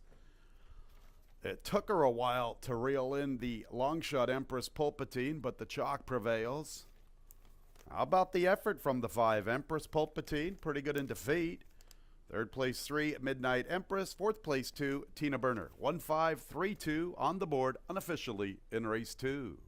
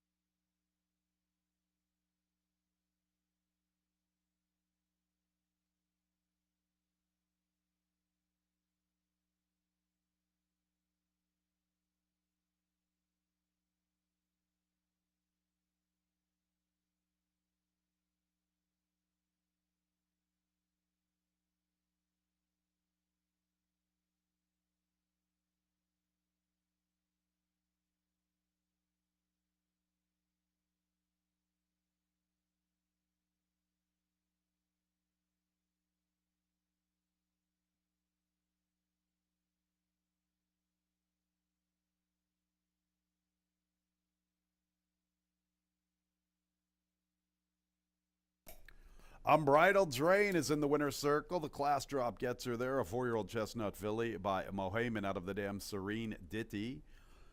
Owned by Frank Haley along with Naughty Dog Racing. And Timothy Blackburn. Winning trainer is Ronnie Breed Jr. Winning jockey Michael Davila Jr.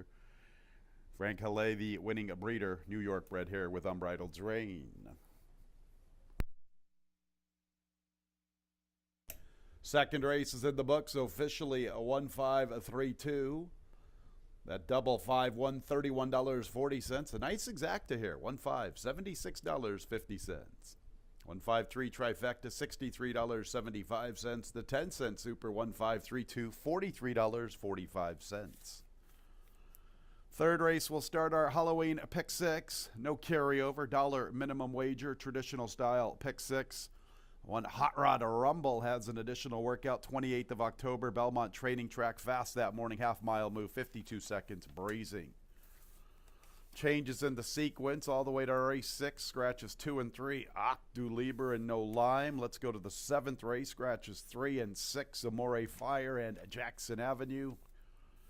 And that's it for scratches in the pick 6. Post time in about 22 minutes, 2:16.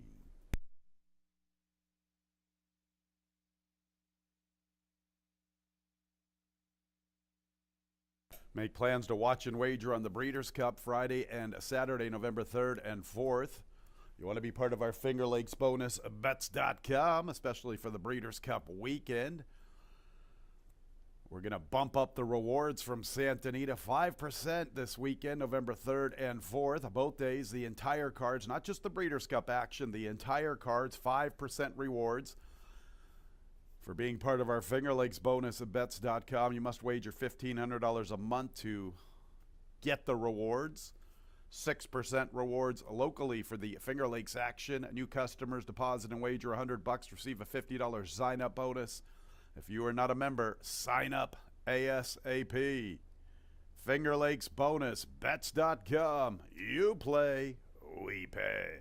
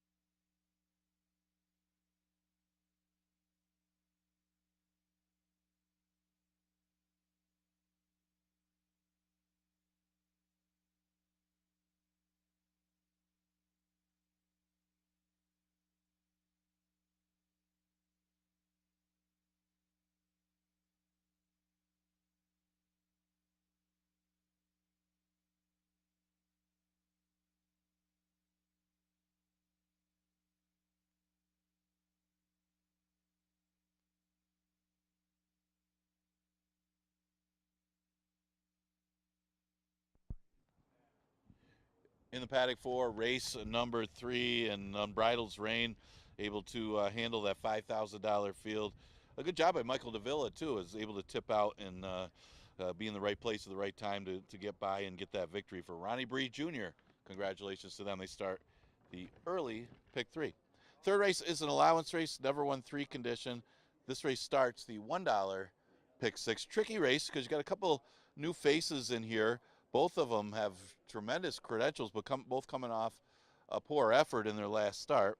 Then you got a couple good ones on the outside that benefited from off tracks in their last 2 and how the track was playing, Mo Trump and Tacony Road. So there's a few of them that you can make a case for in this race. I mean, talking about a horse that was an expensive horse, got the one Hot Rod Rumble, $325,000 2-year-old.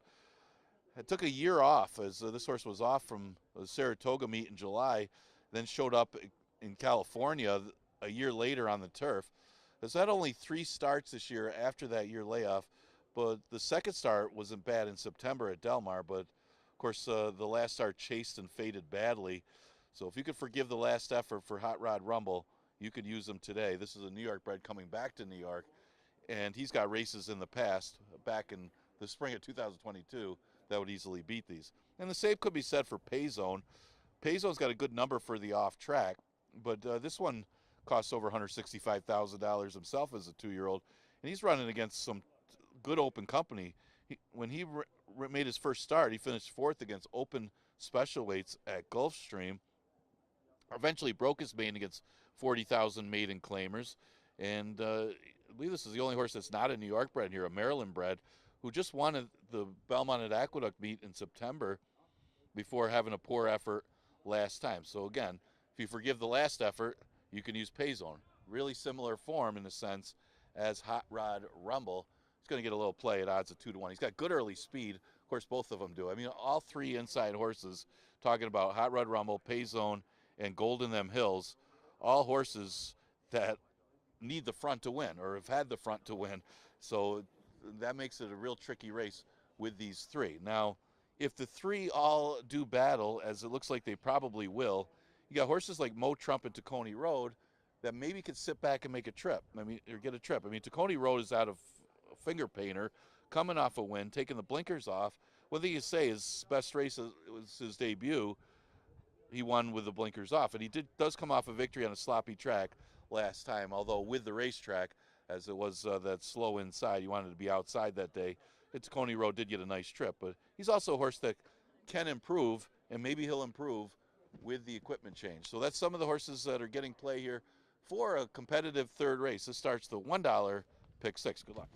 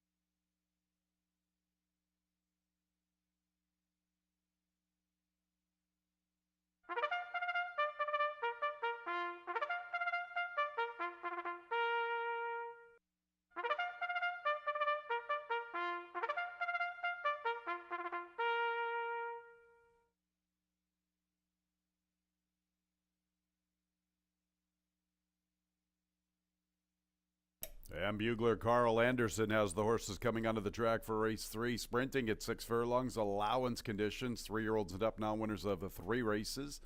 Number 1, Hot Rod Rumble with an additional workout. 28th of October, Belmont Training Track, fast that morning, half mile, 52 seconds, breezing. First leg of the Halloween Pick 6. $1 minimum wager, traditional style, Pick 6, 4 minutes away.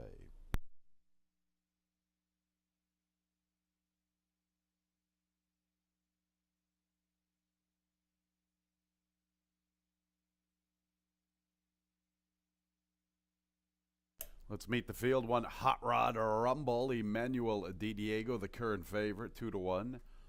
2, Pay Zone, current second choice, 5-2, Heeman Harkey. 3, Gold in Them Hills, Kevin Navarro.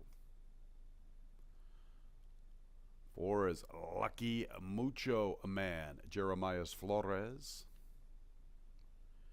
5, Mo Trump, Jackie Davis. 6, Tacony Road, Nazario Alvarado. That's the group for the third. Little more than 3 minutes until post time. Nice third race with these allowance N3Ls, non-winners of 3 lifetime. A small field of 6, but a very competitive group. I like all 6 of them, to be honest. The 1 and the 2 make the most sense, probably on paper. Hot Rod Rumble coming in from Santa Anita and Del Mar. Pay Zone coming in from the Naira circuit.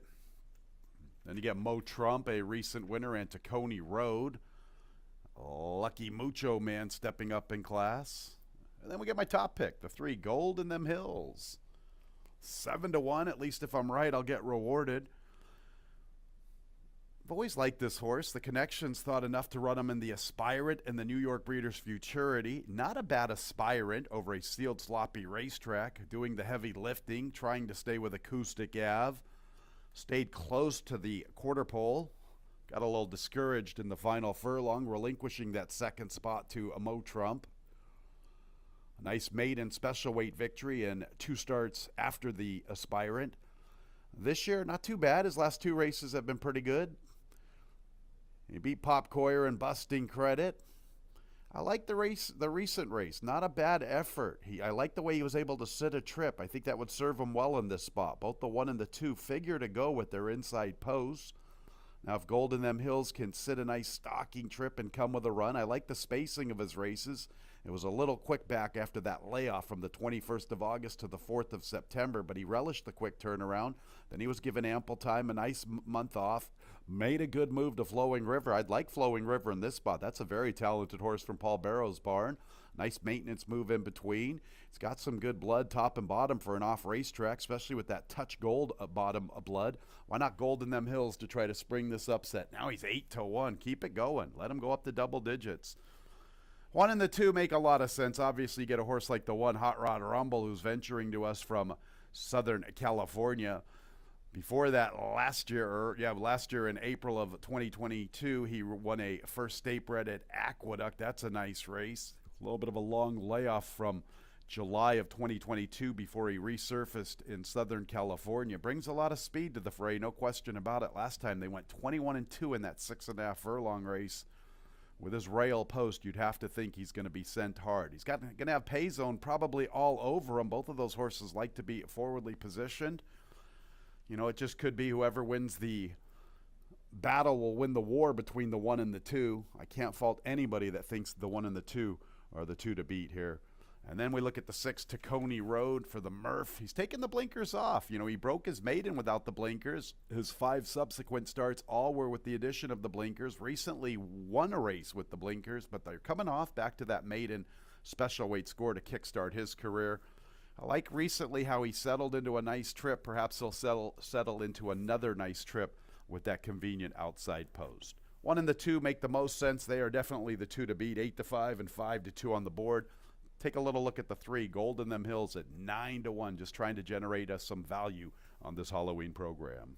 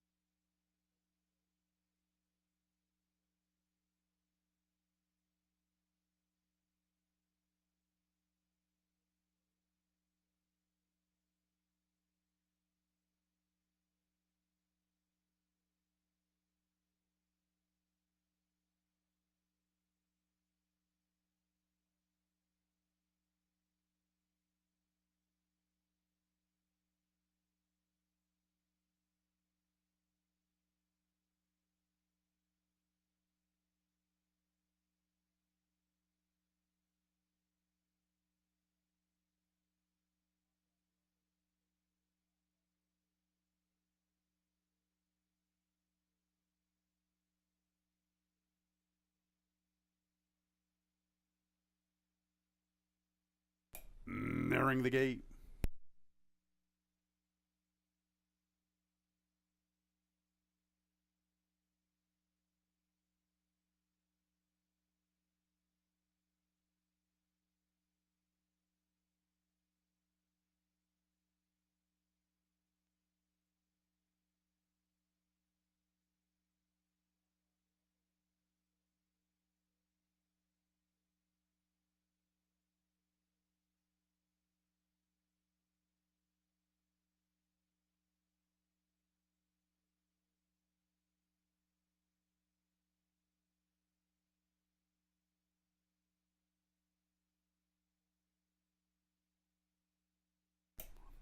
It's post time for the third race, the start of the pick six. Inside two, getting all the love on the board. One Hot Rod Rumble, 8-5. The two Pay Zone, a 2-1.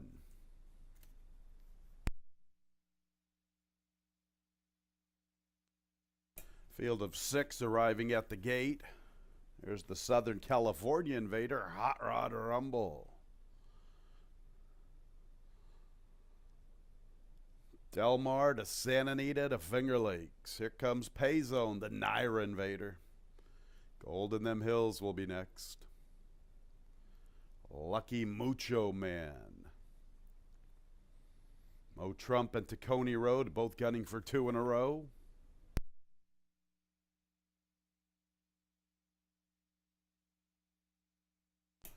Here's Mo Trump. And Tacony Road for the Murph to the outside.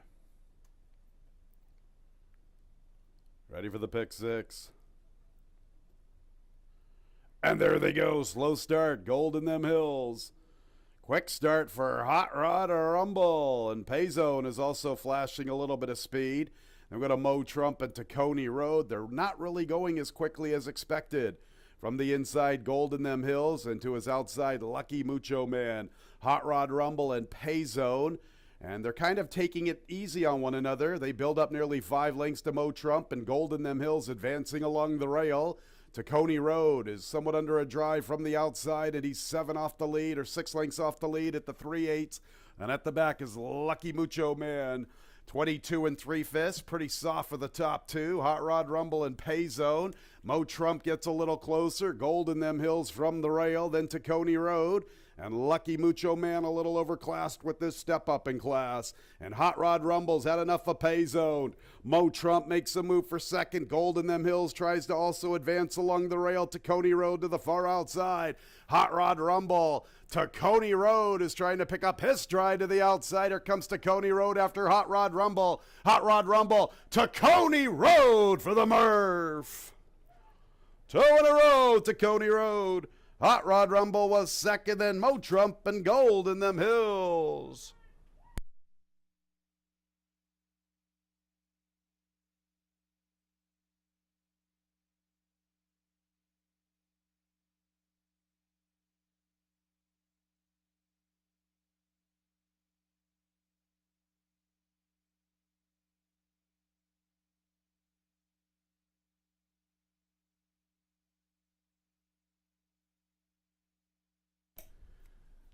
Tacony Road is the unofficial winner for the Murph. Second place 1, Hot Rod Rumble. Third place 5, Mo Trump. Fourth place 3, Gold in them hills. 112 63 100ths the final time.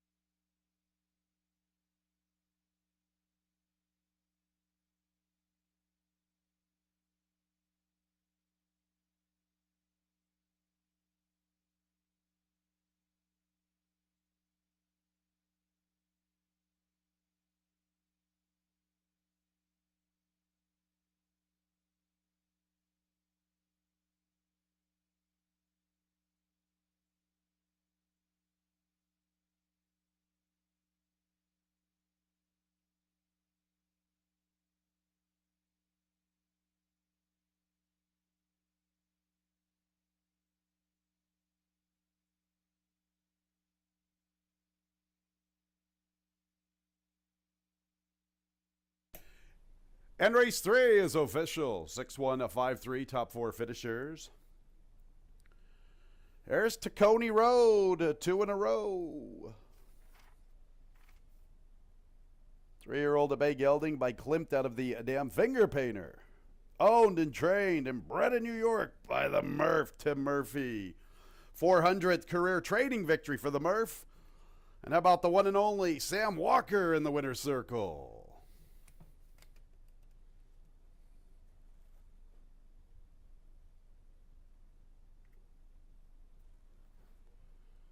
The double 1-6, $37. The 6-1 exact, the $40.60. 6-1-5 trifecta, $37.37. 10-cent super 6-1-5-3, $19. 400th career training victory for the Murph. Fourth is clear of change. It begins the pick 5, 21 minutes away.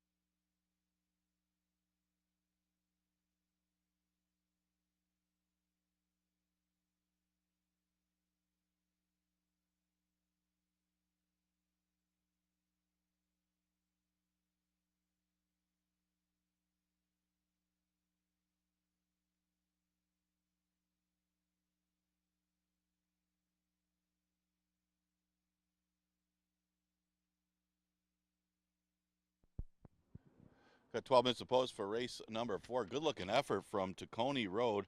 Hot Rod Rumble softened up by Pay Zone, and Tacony Road came rolling late. I guess the blinkers off was the key. Even off the victory, I think the horse did improve with a good looking score there. That was Naz Alvarado for owner trainer Tim Murphy. Starts off the pick 6. Fourth race, 5,000 claimer. Exactitry Super Daily Double in the pick 5 starts in here, and doesn't seem to be as much pace in this race. The Professor Dave could get out there and be the one to catch in here. Professor Dave normally stops right before the wire at 6 furlongs, but at 5.5, this is where this horse has had all of his wins. All 3 career victories have been at the shorter 5.5 furlong distance. He did try 6 furlongs at Presque Isle, stopped in that race, and the race before that had something went awry here at Finger Lakes. So if he could go back a few starts, this horse ran second to Hero Tiger after showing the way at 5.5. He's going to have to try to hold on a little better than he has been against these, but is a softer field than a lot of the fields he's been up against. And the big thing is it's a shorter 5.5 furlongs. They'll have to catch Professor Dave. He's at odds of 3-1. Papa Tom B, logical horse, but he's not quite getting there against a little bit tougher fields. And last time at 5.5, just couldn't catch Hey Enrico's Palazzo, but Hey, it's Enrico Palazzo was the controlling speed of that race. That one got out there in relatively soft enough fractions, and the horse that was second was also from the Tim Murphy barn, and they just completely controlled the pace. Nobody changed position. Papa Tom B unable to have any impact. Well, it's taken him a little while to get going. Remember, he was off of a long time from September of last year until August. So he's got 3 starts under him. He's a logical horse to at least be in the top 3 in here. Mass Appeal, well, can Tim Murphy make it 2 in a row? He was running against the 11 and 9s before dropping. Ran third behind stablemate All-Time Classic, who actually came back to win back in August. Only has had 1 start since August, so he didn't fare too well in a race there. But again, that's a tougher field than what he'll face here. So this horse is definitely capable of beating these. He does have a win in the past on and off track, and usually makes a good account of himself. Just a lot more seconds than victories for Mass Appeal. But he should be in good position just outside of Professor Dave if that one stops on the inside. Exactitry Super Daily Double in pick 5 starts in race number 4. You got 10 minutes to post.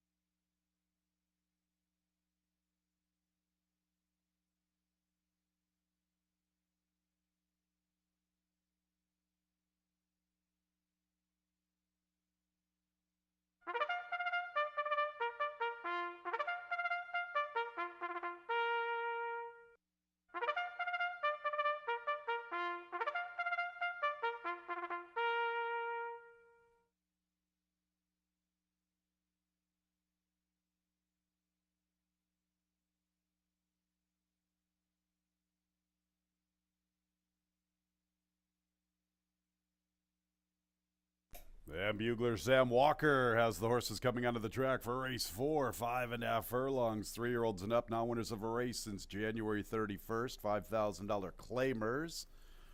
Our 4th race is clear of change. It will start the pick 5 sequence, post time in a little more than 4 minutes.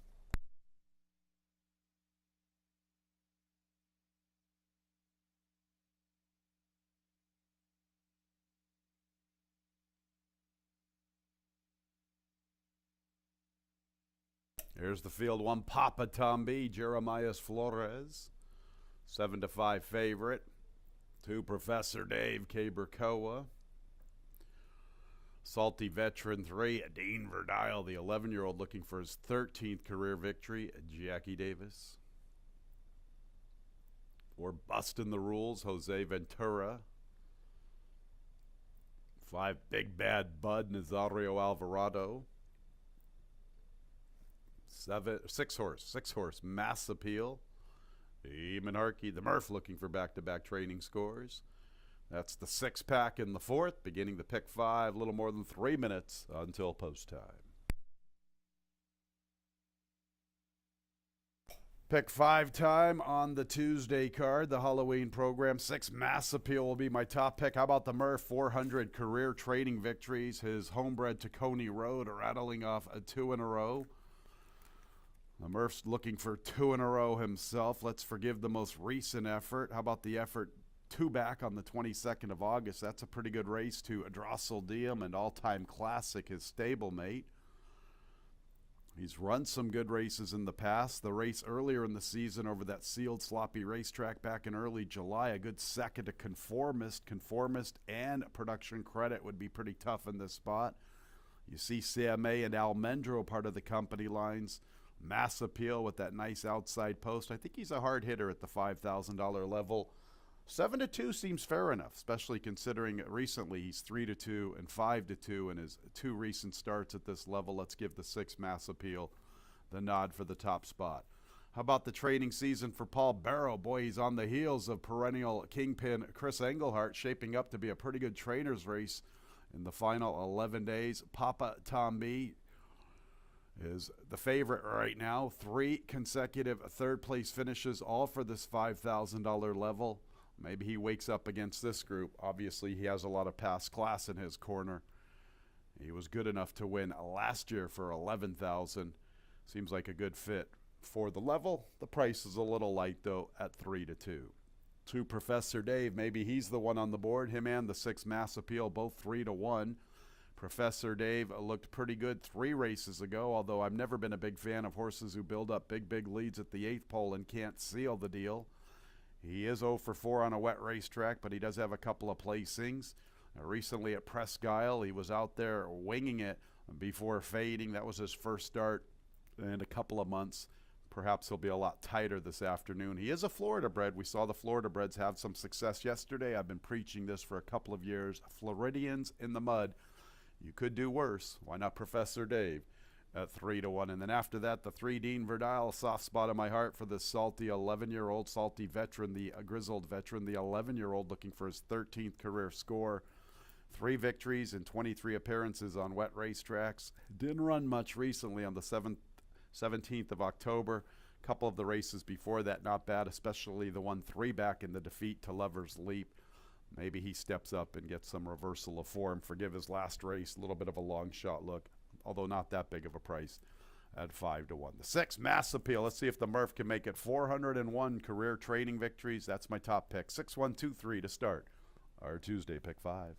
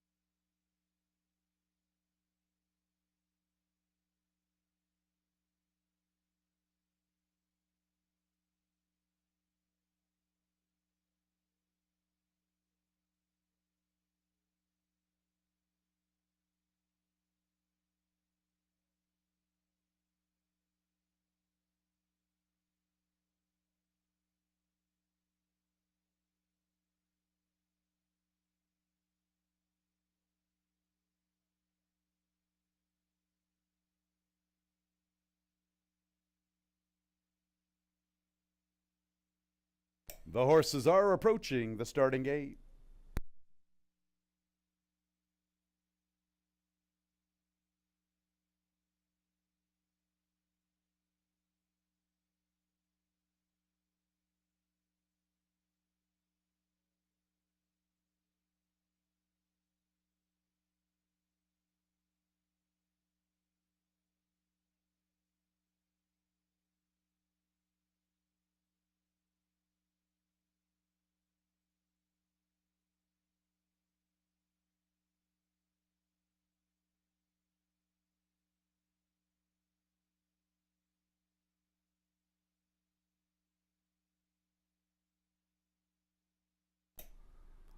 It's post time for the fourth race. Papa Tom B, it's 7-5. Mass Appeal 2-1. Professor Dave 3-1 in the wagering. Field of 6 at the gate. Bustin' the Rules is the first one in.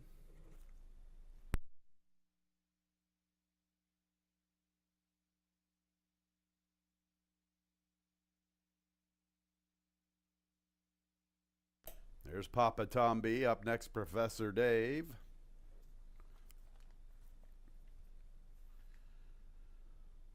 The 11-year-old Dean Verdile.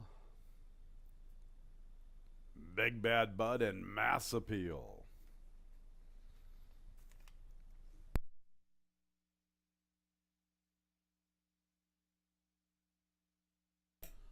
Mass Appeal to the outside.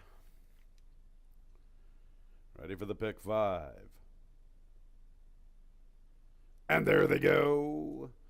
Good start for Mass Appeal and Professor Dave. Papa Tom B strides into third. Dean Verdile has the fourth spot. Then Big Bad Bud and Bustin' the Rules is the last of 6. Professor Dave picks up the pace from the inside, about a length to Mass Appeal. Papa Tom B, little less than 3 off the lead. Dean Verdile matches him. 2.5 to Big Bad Bud, a long ways back to Bustin' the Rules. Professor Dave and Mass Appeal are 1-2 at the 3/8, and they build up nearly 4 lengths to Papa Tom B and Dean Verdile. Big Bad Bud has the 5th position, nothing from Bustin' the Rules. There's Mass Appeal joining Professor Dave. Mass Appeal puts his head in front at the quarter pole. Professor Dave still has some fight along the inside. I'm going to Papa Tom B, who's going to have to really giddy up from there. He's 5 lengths off the lead. Mass Appeal not putting away Professor Dave just yet. Mass Appeal with the lead at the 8th pole. Professor Dave is second. Papa Tom B's now picking up his stride, closing in gradually. Professor Dave right back at Mass Appeal. Professor Dave and Mass Appeal. Mass Appeal! Holy Toledo, the Murph has won back-to-back races here on Halloween.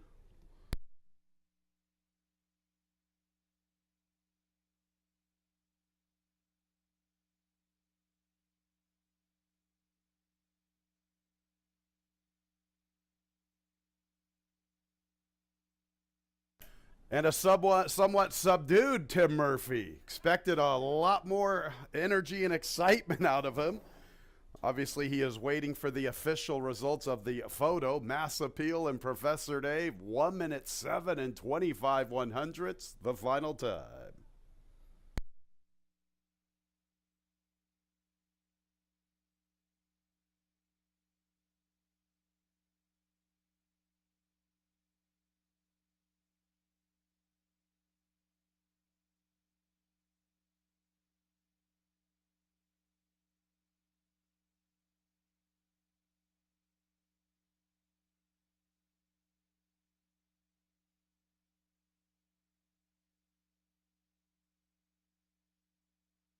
Six, 2, 1, 4, 6 Mass Appeal first. Second place 2 Professor Dave. Third place 1 Papa Tom B. Fourth place 4 Bustin' the Rules. 6, 2, 1, 4 on the board.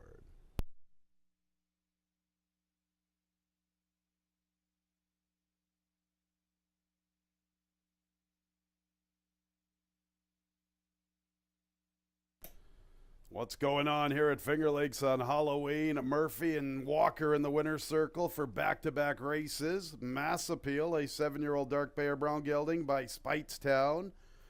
Out of the dam, Appealing Zophie. The Murph owns and trains 401 for the Murph. The He-Man, Eamon Harkey, the winning jockey.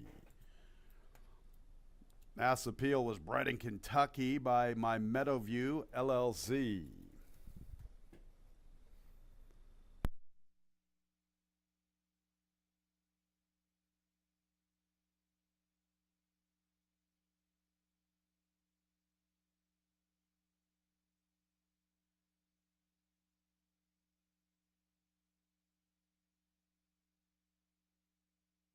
Race 4 is official. Murph's double, 6-6, $34.40. 6-2 exacta, $20.80. 6-2-1 trifecta, $10.25. 10-cent super, 6-2-1-4, $5.27. 1-6-6 early, pick 3, $19.62. 5-1-6-6 early, pick 4, $145. Race 5 will begin the late pick 4. No changes in the 5th race. And post times in about 23 minutes at 3:17. Race 6, 2 and 3 both scratched. Octu Libre and No Lime. 7th race 3, Amore Fire and 6 Jackson Avenue both scratched. So those 4 scratches in the sequence. Race 6, 2 and 3. Race 7, 3 and 6. Best of luck in our late pick 4. Post time at 3:17.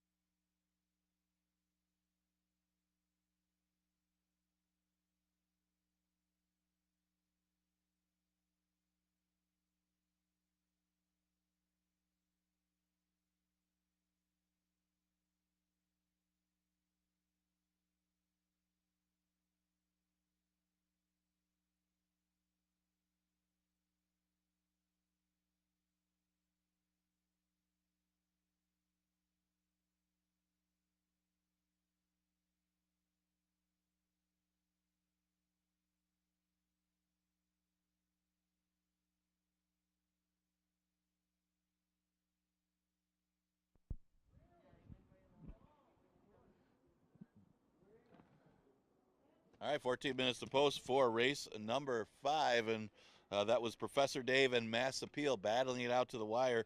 It was Mass Appeal. That's 2 in a row for trainer Tim Murphy. He's been on fire lately. He continues with the Murphy assault. He got that victory with Heeman Harkey.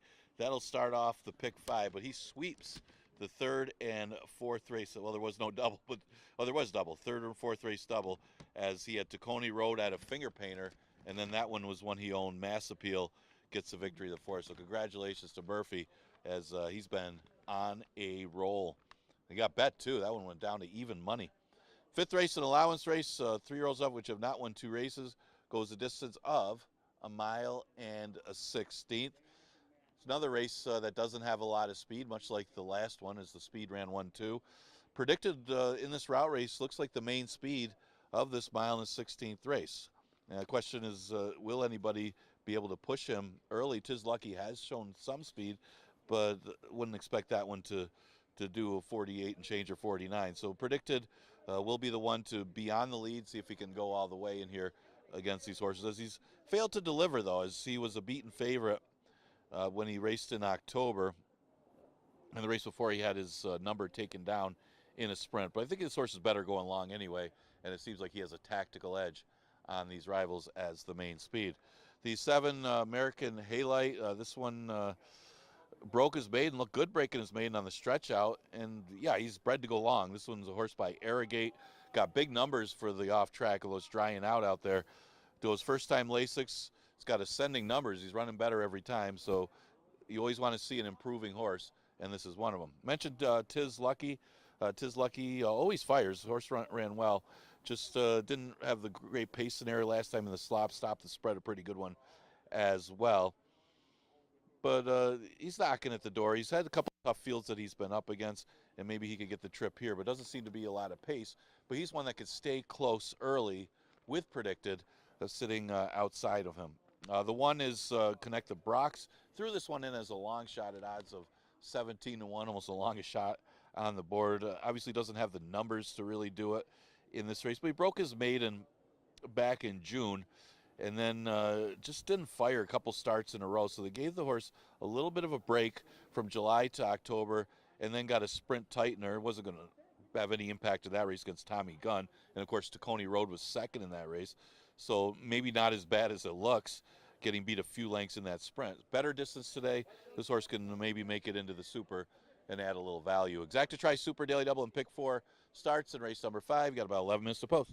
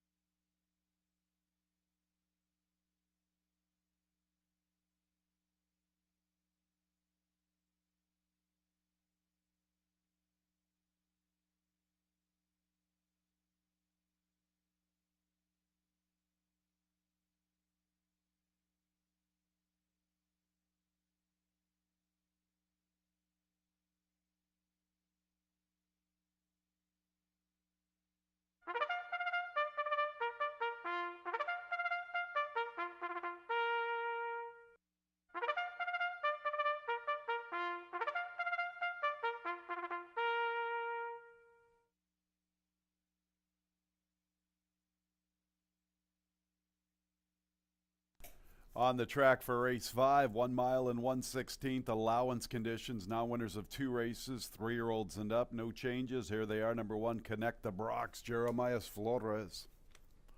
Big favorite 2, Predicted. 3-4, Emmanuel Di Diego. 3, Mashindi, Heeman Harkey looking for back-to-back winners. 4 is Party News, Nazario Alvarado looking for a riding double. Luis Perez looking for 2 on the card. He pilots 5, Old Point.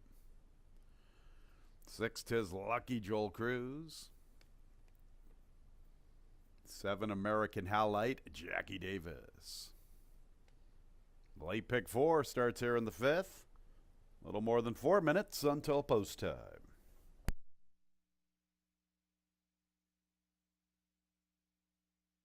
Race 5 I thought was difficult. I guess the fans don't agree with me. They have Predicted as the big favorite. He makes a lot of sense. It's a short price, though, at 4-5. I've got him picked 3rd, but he's definitely one of the contenders. I'm going to try to get cute here in the 5th with the 4, Party News. Thought he made a good appearance in the parade. Definitely on his toes and looked the part. I just watched the replay of the 17th of October affair, and I'm not as much in love with him as I was earlier this morning. But with that said, I thought his race 2 back was very, very good. He finished like a freight train, and he galloped out real good. I definitely know he'll handle the real estate. That's not going to be a problem. I'm hoping the race falls apart somehow. Maybe Predicted and Mashindi both stretching out can mix it up with one another. Maybe add Tis Lucky into the fray. He showed a new dimension, getting a little closer to the pace than his previous race. I don't know, fans. This might be a little bit of a reach by me, but hey, why not?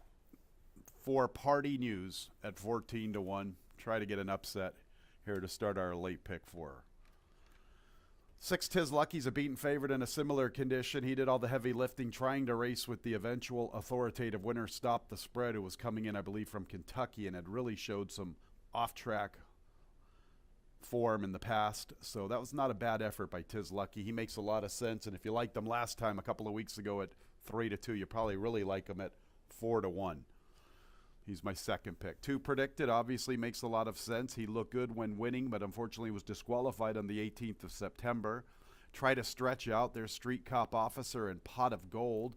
You know, Pot of Gold was behind Party News in that 17th of October affair. Predicted's a short price. 4-5. I know he figures, but come on, 4-5. After that, who did I look at? Maybe the 3, Mashindi. A little bit of an upsetter look here. Did some research on the dam. The dam one going 6.5 furlongs and 1 mile and a 16th. Broke the maiden going 1 mile and a 16th. That's the good news. The bad news is they were both over the all-weather synthetic surface at Woodbine. Shouldn't mind an off-track, you would think. Not a bad effort recently. I thought Mashindi had some talent as a 2-year-old. There he is in the New York Breeders' Futurity. I thought his maiden victory was eye-catching and a good 4th-place finish, better than looks on paper in that New York Breeders' Futurity. Been a tough 3-year-old campaign for this guy. Maybe stretching out will wake him up. Didn't know what to do with American Halite. I had backed him earlier in the season. I'm looking at that maiden victory. There's Nemo's Fortune, and if I saw it correctly, I think Nemo's getting dropped all the way down to 5,000. And there's Jackson Bay, who's still a maiden. Recently, the 2 races since the maiden race haven't been that great, but he will get Lasix this afternoon. I don't know, fans. I thought this race was a little more difficult than the even money on the board on number 2, Predicted. 4, Party News, my upset pick here in the 5th to start our late pick 4.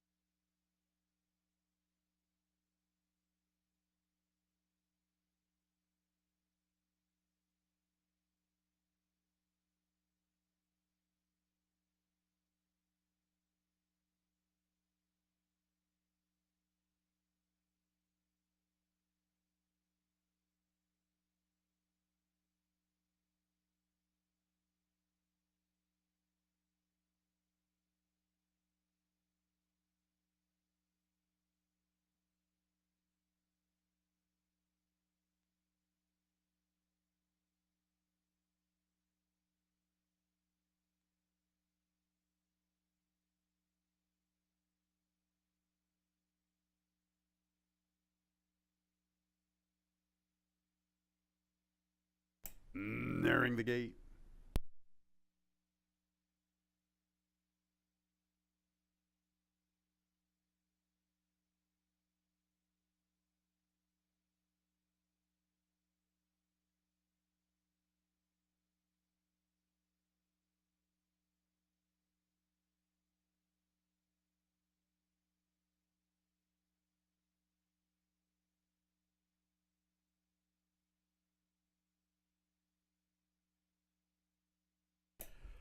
It's post time for the fifth race. Predicted and Tis Lucky are both 9-5. Predicted is the current favorite. Number 2 Predicted, the favorite on the board. There's Connect the Brox. Predicted. Mashindi.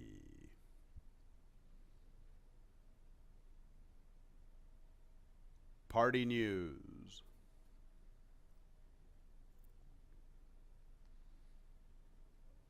Old Point.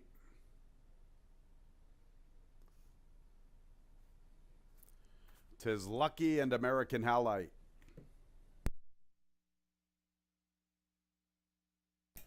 American Halite to the outside once we get Tis Lucky in.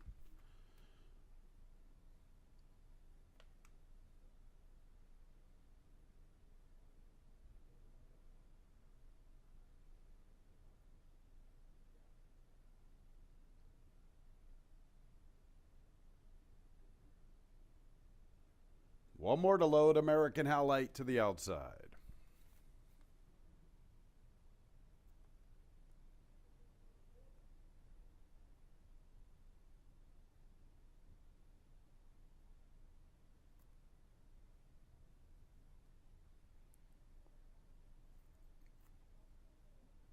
Late pick 4 time.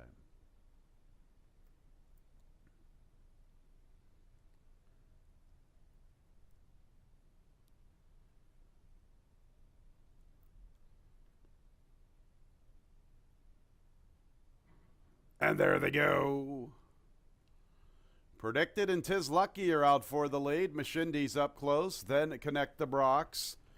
Old Point comes away running in the 5th spot. American Halite is 6th, and Party News is the early trailer.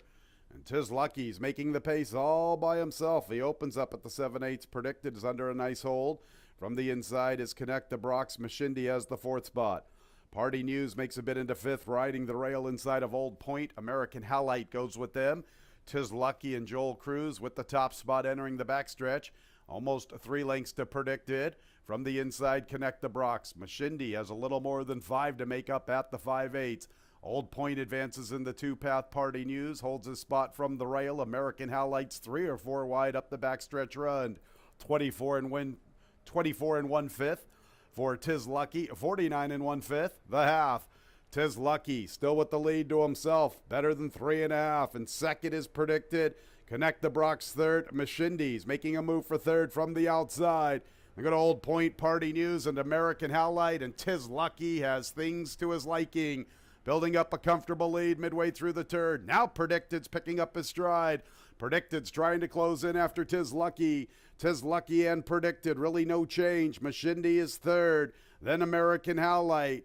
And from the inside is Old Point. It's all about Tis Lucky. Do you feel lucky, punk? 3/16 to travel. Tis Lucky, the one to reel in. In the second spot, there races Predicted, then American Halite. Party News to the far outside. Mashindi from the rail. Tis Lucky in cruise control throughout. Tis Lucky all the way from Predicted. American Halite and Party News is fourth.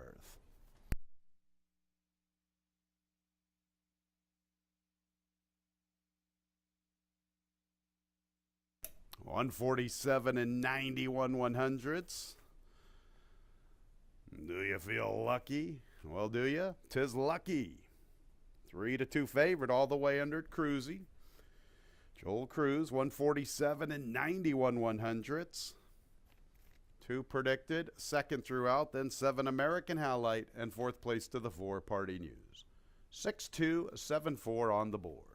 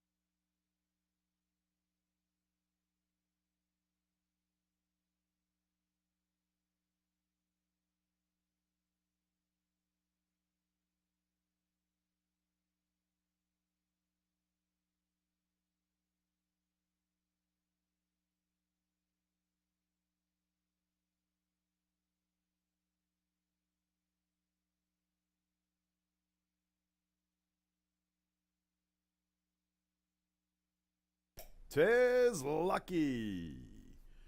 3-year-old Bay Gelding by Made It from Lucky out of the Dam Tismariand. Owned and bred in New York by Robert and Tammy Kilmaszewski, a winning trainer, Beth Miller-Saul. 'Tis Lucky was in cruise control. Joel Cruz, the winning jockey.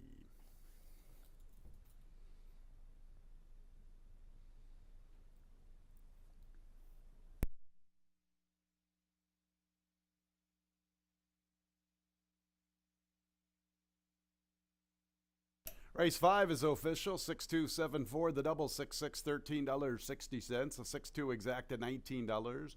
6-2-7 trifecta, $15.37. 10-cent super, 6-2-7-4, $6.90. Set of sixes in the pick 3, $24.37. On to race 6. 2 and 3 both scratched. Ach du Lieber and No Lime. 2 and 3 out of the 6th. 8 Uno with that additional workout. It is in the racing form. 26th of October. 3 furlongs. Good racetrack. 38 seconds breezing. 38.10 seconds breezing. Race 6 starts our late pick 3. 21 minutes away at 3:48.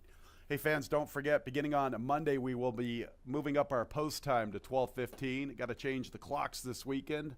Moving the clocks back, so we're going to move our post time up to 12:15 for the final 9 days of the 2023 season. Hard to believe we're just about ready to wrap it all up once again. Just take a note, put it down on your calendar. Monday, first post, 12:15.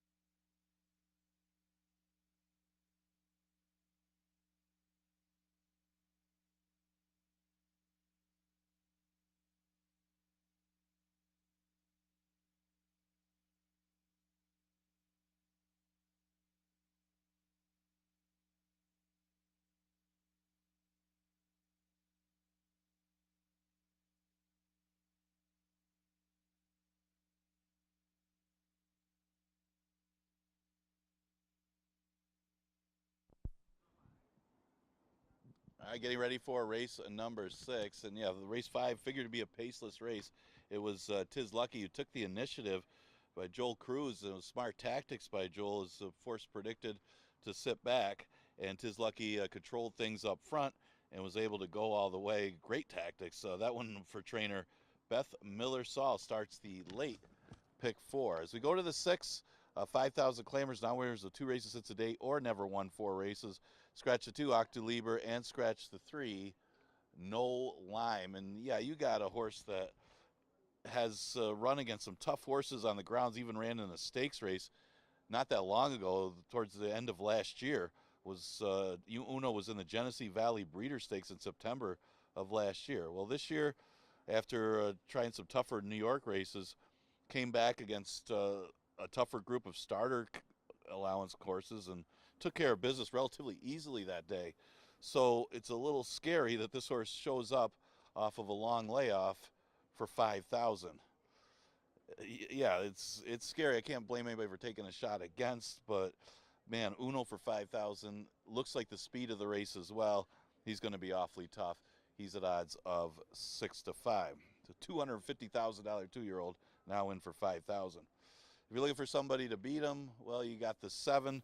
That's My Business, who is on a roll lately. Is beating easier competition. No Unos in those races, but he's sharp right now. He won the 2 Lifetime against not the strongest of fields, but his last race was really good. I mean, that was a tougher field, and it was over a good racetrack.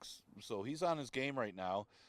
He's good at this distance, has hit the board 6 of 7 starts to the distance, and does have a win on and off track. So, you know, maybe if somebody beats Uno, it could be a horse like That's My Business, who likes to lay close and might be up there with Uno early. The 4-horse Trivista is more of a late closer. He comes out of a race where Kazando won. That horse just came back and beat a tougher field the other day, making the race look not that bad. So, you know, maybe his running style can help him here. He's just got to hope that Uno and others back up to him. And Ilmar Loaiza winning 2 races yesterday, maybe the barn's going to heat up a little bit, but his running style probably gets him in the money, and he's a little bit of a price at odds of 6 to 1. The tricky read is Uno, but this cat can fly, a little inconsistent with his form, but he did win a couple in a row when you go back to last year. His first start of the year was a victory against a pretty soft group of $5,000 claimers. Well, he's been in against tougher since then. He was only beaten a few lengths in the distance series race. That was a little bit longer, so he cuts back in distance a little bit. He'll try to chase down Uno. All of them are going to be trying to chase down Uno, but this cat can fly. Obviously has some back class as well, as he is a former stakes winner. He's currently at odds of 2 to 1. But yeah, the big question mark here, and I think if you're playing the race, so you got to ask yourself that is Uno still good enough to beat this field? And it's a scary drop with a layoff since June, but he's going to be a short price, and he looks to be the horse to beat right now at 6 to 5. Probably go off lower than that. This race starts a late pick 3. Exacta Tri Super and Daily Double also offered. Scratch the 2 and 3.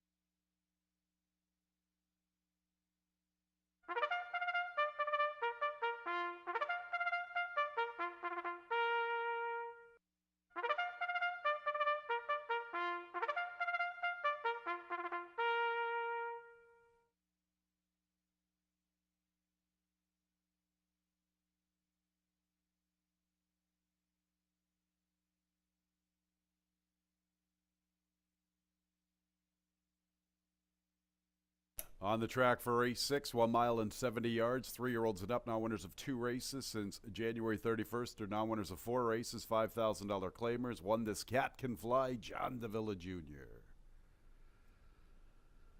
2 and 3 both scratching 2 Octu Lieber and 3 No Lime. 2 and 3 out onto the 4 Travista, Heeman Harkey looking for 2. 5 is Synonym BC, Jose Baez. 6 is Bench Walk, Joel Cruz looking for back-to-back winners. 7, That's My Business, Emmanuel Di Diego, stablemate to the 1, This Cat Can Fly, 1 and 7, conditioned by Jeff Engelhart. And the favorite, number 8, Uno, Cabracoa, 6-5.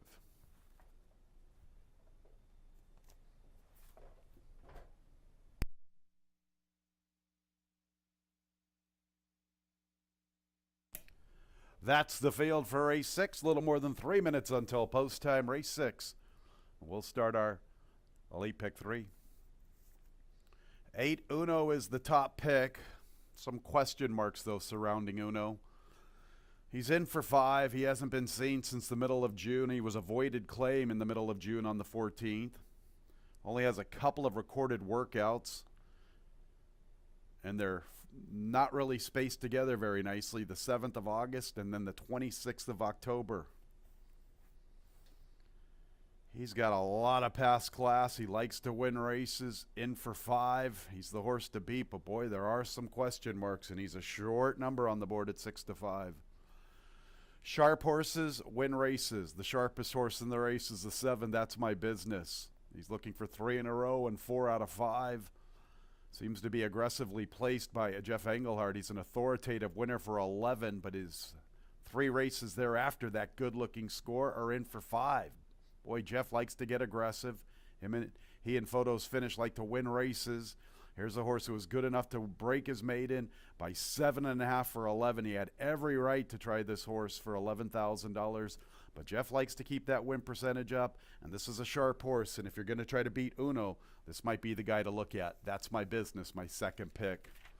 Stablemate 1, This Cat Can Fly, a grizzled veteran who's made a lot of money. Boy, he's on the brink of $200,000, 10 for 53 in his career. He's coming out of a 1.25 mile race. He's got good foundation. He's got some nice works in between. He makes a lot of sense. The knock on him in this spot would be the wet racetrack. Only 1 for 14 when it comes up wet. A lot of third place finishes.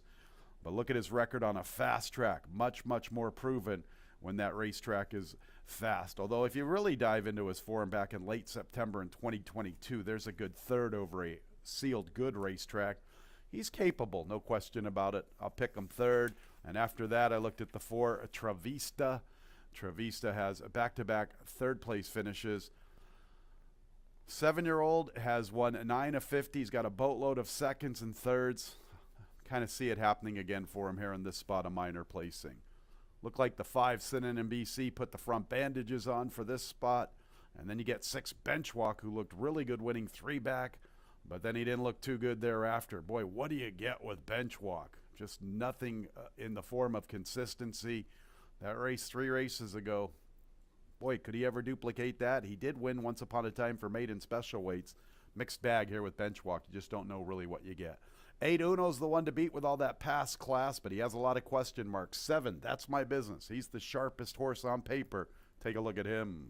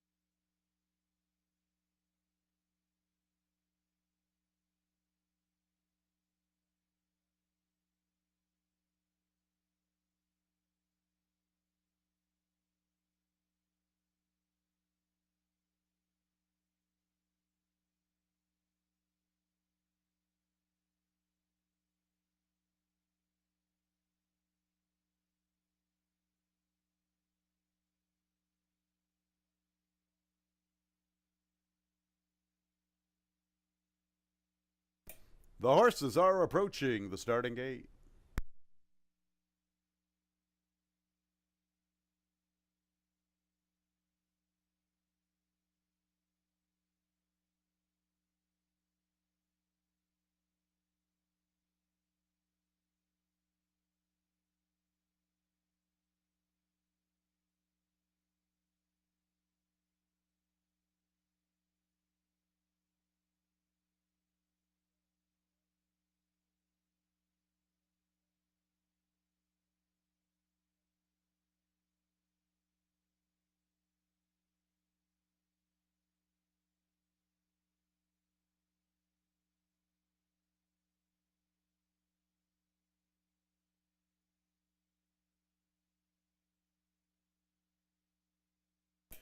It's post time for race 6. Uno at 4-5. This cat can fly at 5-2. Big shout out to Marianne Foreman, part of the Top Hat Thoroughbreds crew. She loves her This Cat Can Fly. Here's Trevista, Synonym BC, Bench Walk. That's My Business, and the big favorite Uno. Uno to the outside at 4-5. Ready for the late pick 3. And there they go. Synonym BC, That's My Business. Uno also showing pace from the far outside. Trevista comes away in 4th outside of This Cat Can Fly, and Benchwalk is the early trailer. That's My Business well off the rail, and Uno is stuck out there in no man's land. From the inside is Synonym BC. Then we go to This Cat Can Fly, Trevista, and Benchwalk wants to go. Benchwalk making a middle move to the outside. This Cat Can Fly was in tight, checking back to the last spot. Uno and That's My Business, and they get acquainted and they open up. Synonym BC is 3rd, Benchwalk's 4th, then Trevista, and This Cat Can Fly is at the back. 25-2, they have sped it up a bit. Uno and That's My Business, and they work with more than 5 lengths to Benchwalk, pulling his way into 3rd. Then Synonym BC, Trevista, and This Cat Can Fly. Uno with the lead. That's My Business's pace partner. And they still have nearly a 5.5 or so on Benchwalk, who's isolated in 3rd. Long ways back to Synonym BC, This Cat Can Fly, and Trevista. Uno with all that past class, getting away from That's My Business. Uno has the lead, opening up better than 2 at the quarter pole. That's My Business is 2nd. Benchwalk is 3rd. A long ways back to Trevista, This Cat Can Fly, and Synonym BC. It's Uno who turns for home, opening up with ease. That's My Business 2nd. Benchwalk's 3rd. Far outside Trevista, This Cat Can Fly from the rail. There are no threats to Uno. He has run everybody right off the screen. Uno, clearly superior.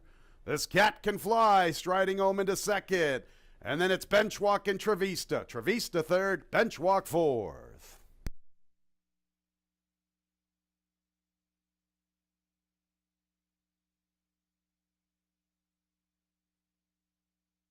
Big win, number 8, Uno. 7, That's My Business. Tried his best to stay with the chalk. Once he was put away, he was discouraged and finished up the track. Won This Cat Can Fly with a nice rally into 2nd. And the final running time, 1:45 and 41/100ths, unofficially in race 6, 8-1, photo for the show doe.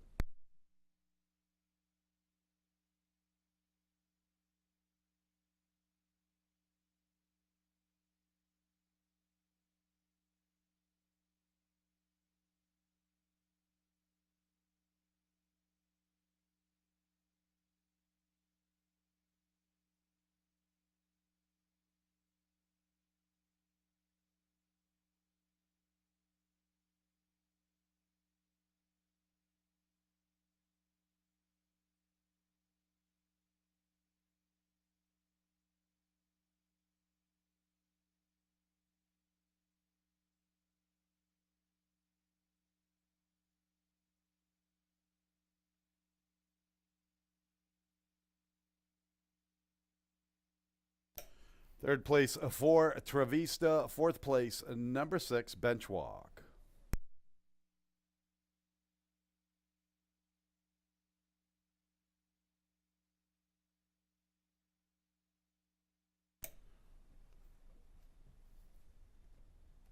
Oh no, makes his way into the winner's circle. 8th career score, 5-year-old, a big gelding by Lauban out of the Henny Hughes mare. One look.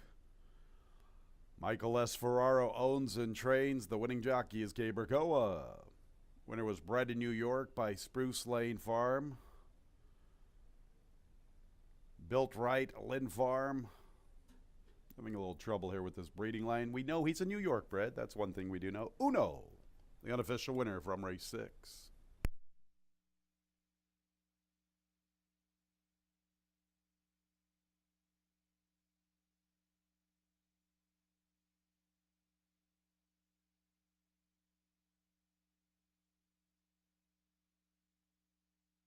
Race 6 is official. 8146, the double 6-8, $7.20. 8-1 exacta, $7.30. 814 trifecta, $4.65. 10-cent super. 8146, $2.70. Couple races to go. Race 7, scratches 3 and 6. Amore Fire and Jackson Avenue. Overweights 1A, War Tapped, 1 pound over 2, Dare to be Great, 2 pounds over the weight. 7th race begins the late double, 22 minutes away at 4:18.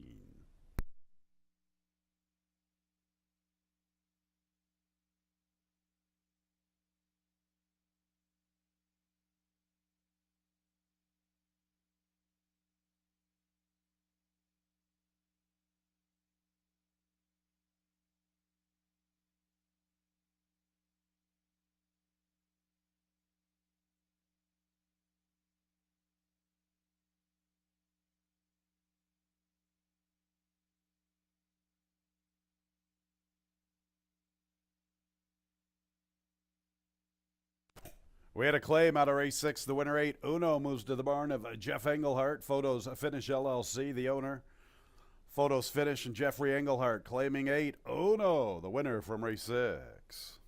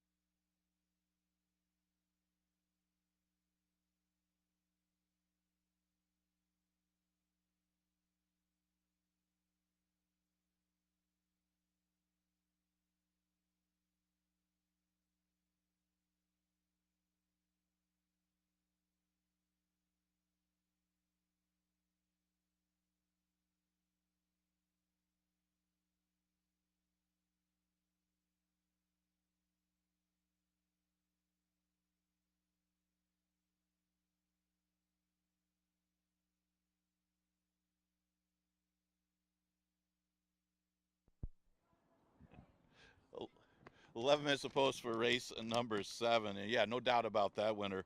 Uno on the big drop in class makes it look easy. Keeper Koa for owner trainer Michael S. Ferraro. Living up to the 1-5 odds that that one had gotten, and obviously won like a 1-5 shot. 11-9 Claimer is the 7th. 6 furlongs is the distance. Fillies and Mares never won 3 condition. Big scratch of the 3 Amore Fire, also scratched the 6 Jackson Avenue. And with that scratch, War Tapped looks to be the speed of the race. The question is she still good enough? She gave it up going this distance back in September at the 11-9 level, and see if she can hold on better here. It looks like she can control the pace up front. Maybe the equipment change can help War Tapped. We'll see. She looks like she is the one they're going to have to catch in this race. And you got insurance with the one, Georgie's Ladies. Georgie's Ladies, maybe got beat by how the racetrack was that day. She made the first move, normally off of a 47. The early move wins, but it was Lady Quinn, patient ride on a tiring racetrack, that made a late move and passed her as she got tired late on that tiring track. So, maybe she can secure the win this time. But you got 2 horses. Both of them have a big chance in here. One is the main speed, and the other looks like possibly the best horse in the race. So a good owner entry for Georgie's Ladies and War Tap. They're going to be a short price right now at odds of even money. Not as short as Uno last time. But Boy Is She a Lady, probably the main threat in here. This one drops back to the 11-9 level. Won't be that far behind War Tapped in this race, as last time she was in for a tag going this distance, she was able to beat a similar field. Maddie Surprise was in that race, and then last time Warsaichi was able to get loose and get an easy lead, and nobody was closing on that rival. So she kind of ran evenly, as many of them did, as Warsaichi just completely controlled the pace and won easily. So, I mean, she's had some signs of some talent when she broke her maiden, and then her only other time the only time that she was in for a tag, she was able to win. So she looks like the main threat to the entry of War Tapped and Georgie's Lady. The other horse to consider would be the 4 Maddie Surprise. Now, she finished behind Boy Is She a Lady in that race on September 20th. But her last race was good on and off track, as Bustin' Roxy was the main speed. And Bustin' Roxy was alone on the lead in 23 and 47. Maddie Surprise made a big circling move and still went by Bustin' Roxy. I guess it's a question, was Maddie Surprise that good that day, or was Bustin' Roxy just not good enough that day and just didn't run a good race? So maybe a little of both, but the fact that she did close and beat a lone speed horse was a big effort by Maddie Surprise, because she may be in that same situation here if War Tap gets out there alone. But she's got to be considered off a good-looking victory on and off track. Those are the main contenders here in race number 7. We scratched the 3, Amore Fire, and the 6, Jackson Avenue.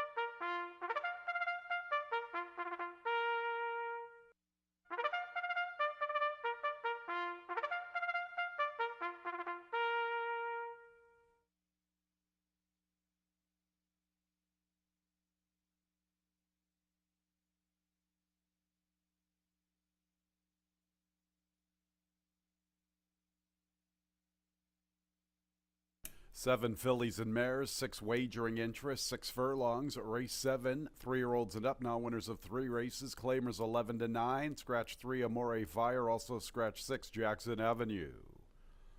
1A War Tapped, 1 pound over. 2 Dare to Be Great, 2 pounds over the weight. Race 7 will begin our late daily double. 4:18 is the post time.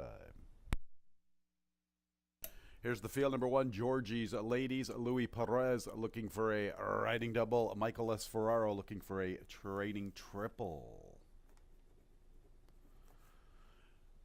Entry mate 1A Wartap. Cabercoa looking for back-to-back winners. 2 is Dare to Be Great. Joel Cruz looking for 2.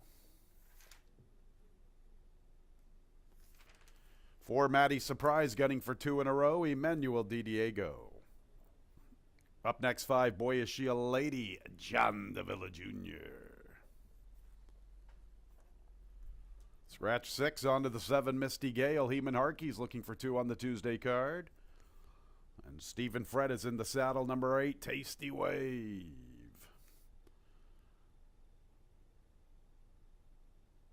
A field of 7, 6 wagering interests, 6 fillies, 1 mare, Maddie Surprise, the lone mare, the 7th, beginning the late daily double. I know you got to beat the entry. Georgie's Ladies and War Tapped, 2 for the price of 1. They look pretty dangerous. Georgie's Ladies from Michael S. Ferraro's barn. War Tapped from Dylan Clark's barn. Louis Perez, Cabercoa. The entry makes a lot of sense. You don't need me to tell you that. The board indicates it. You already know it. They're 4 to 5. I owe it to myself to try to beat him, and I'm going to go with the 5. Boy, is she a lady. She's 5 to 2. I think she's pretty good for the 11. She did look good winning, defeating Maddie Surprise on the 20th of September.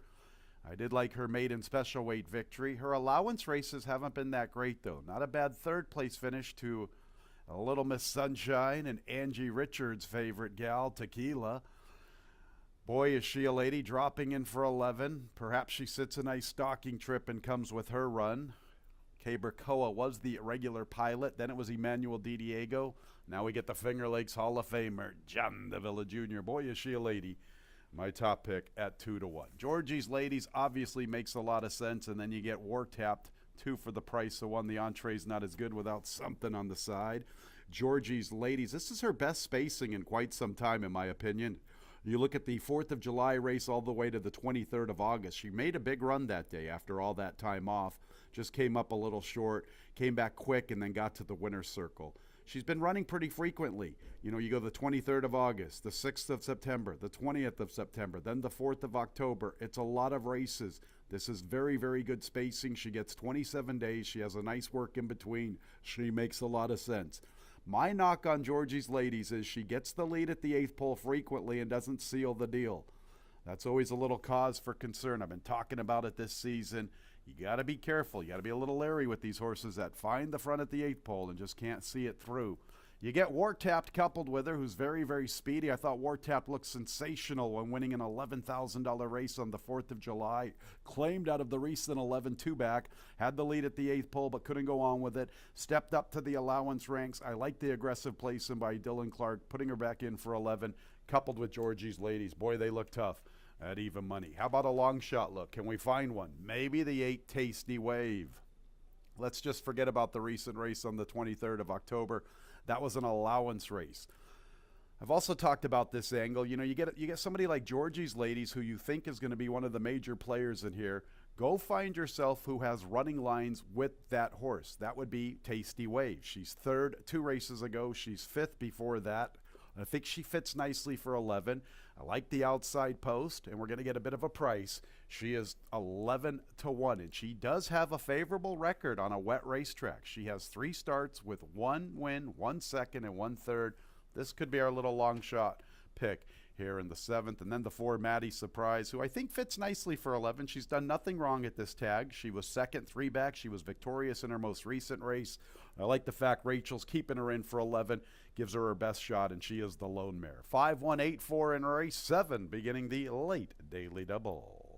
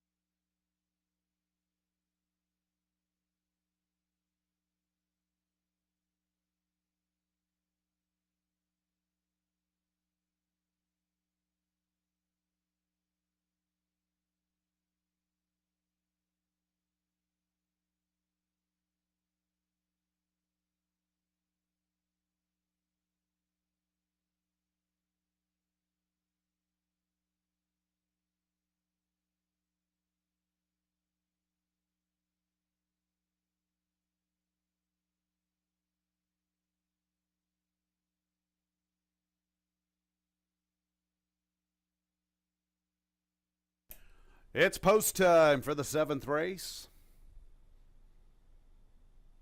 Field of 7, 6 wagering interests. 6 fillies, the lone mare Maddie Surprise. The 7th race beginning the late daily double. 4 to 5 for the entry, Georgie's Ladies and War Tapped. Here's Georgie's Ladies to the inside, War Tapped right alongside.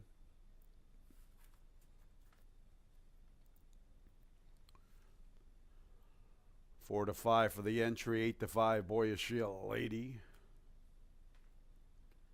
All right, both halves of the entry are situated. Up next, Dare to Be Great.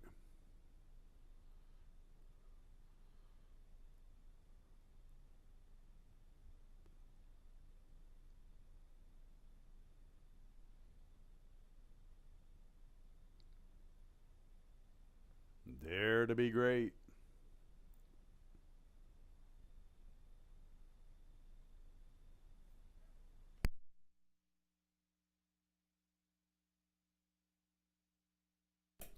All right, here's the mare, Maddie Surprise. Boy, is she a lady. Even money on the entry, 9 to 5, Boy, is she a lady. Misty Gale and Tasty Wave, the grays to the outside. There's Misty Gale. Tasty Wave will be the last one to the far outside. Boy, is she a lady at even money. The entry now 6 to 5.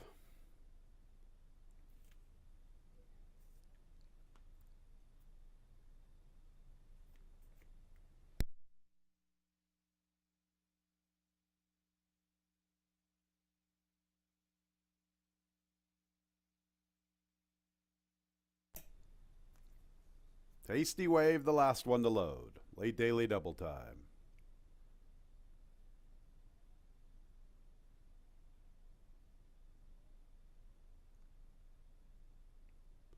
And there they go. War Tap, the expected pacemaker, flies away from her stall and clears away. Tasty Wave from the far outside, Misty Gale, Georgie's Ladies from the rail. Boyish Lady amongst that group, checking out of a tight spot. I'm going to Maddie Surprise and Dare to Be Great is the last of all and War Tap's first of all. Building up better than 2. Tasty Wave is second. Georgie's Ladies bides her time from her rail draw. Better than 3.5 to Misty Gale. Boyish Lady somewhat with a troubled trip heading into the far turn. Maddie Surprise in the clear. Nothing from Dare to Be Great. And it's War Tapped who has the lead. Here comes Georgie's Ladies along the inside. Tasty Wave still holding second. Georgie's Ladies ready to claim that spot. Georgie's Ladies with momentum at the quarter pole. And trying to close in is Maddie Surprise and Boyish Lady. War Tap tackled by her entry mate, Georgie's Ladies. Boyish Lady swings into the clear, coming with her nice run. Georgie's Ladies and War Tap. Boy, is she a lady. Can she come and crash the party to the outside? Georgie's Ladies, War Tapped. Boy, is she a lady. Gradually trying to pick them both off to the far outside. War Tapped and Georgie's Ladies. And boy, is she a lady. Boy, is she a lady. Front and center, tagging the entry on the line. Georgie's Ladies second. Then we go to War Tapped, Misty Gale, and Tasty Wave.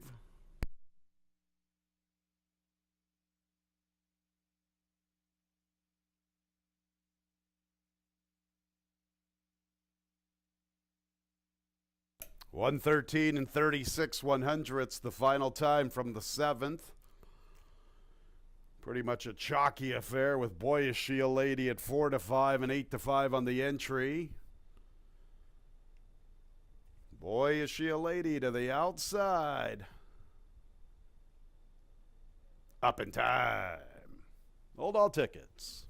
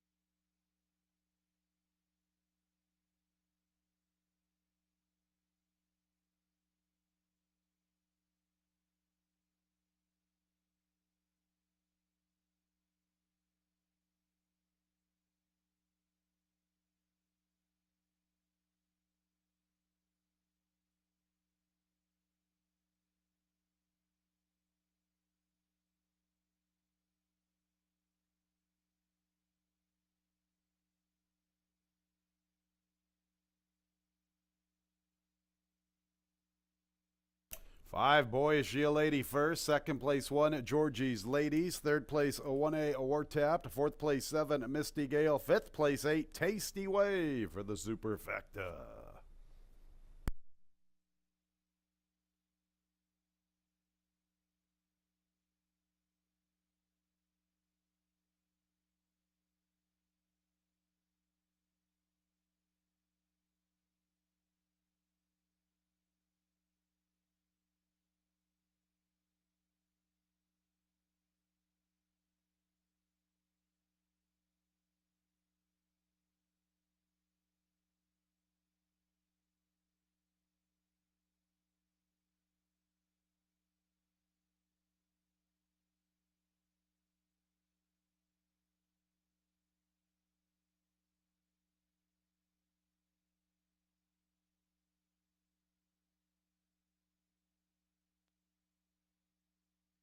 In the winner's circle is number 5, Boyish She a Lady. That is 2 out of 3. A 3-year-old Bay Filly by Boys at Toscanova out of the damn Palanca City. Owned by Barry Ostriger. Bred in New York by Barry. Winning trainer is Linda Dixon. Winning jockey, the Finger Lakes Hall of Famer, John Davila Jr.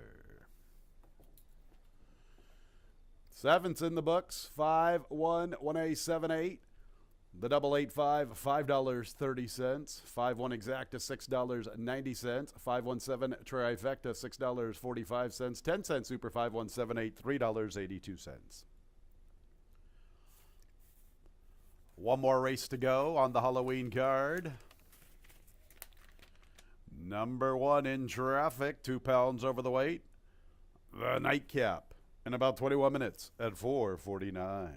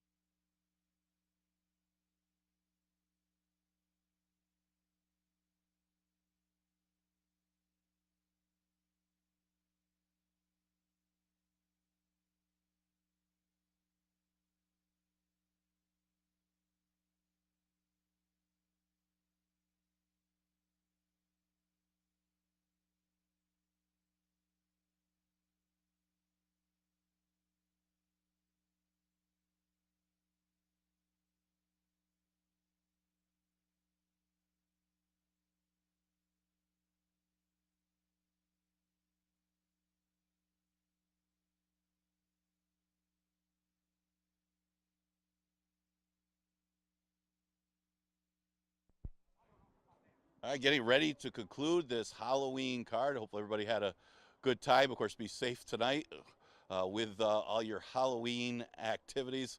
Of course, see if I can fix my costume for later tonight. Seventh race, yeah, the two favorites. Actually, the big favorite won the race. Boy, Is She a Lady, and the entry run second. No big surprises in that race. John DeVilla Jr. aboard Boy, Is She a Lady for trainer Linda Dixon. As that barn's starting to heat up a little bit. As we go to the last, just a reminder, we do have a couple of our last stakes races of the season coming up. That'll be next week. Monday will be the She's a Stone Cold Fox Stakes. That's for the 2-year-old fillies. And then Tuesday is the Tin Cup Chalice Stakes. That is for the boys.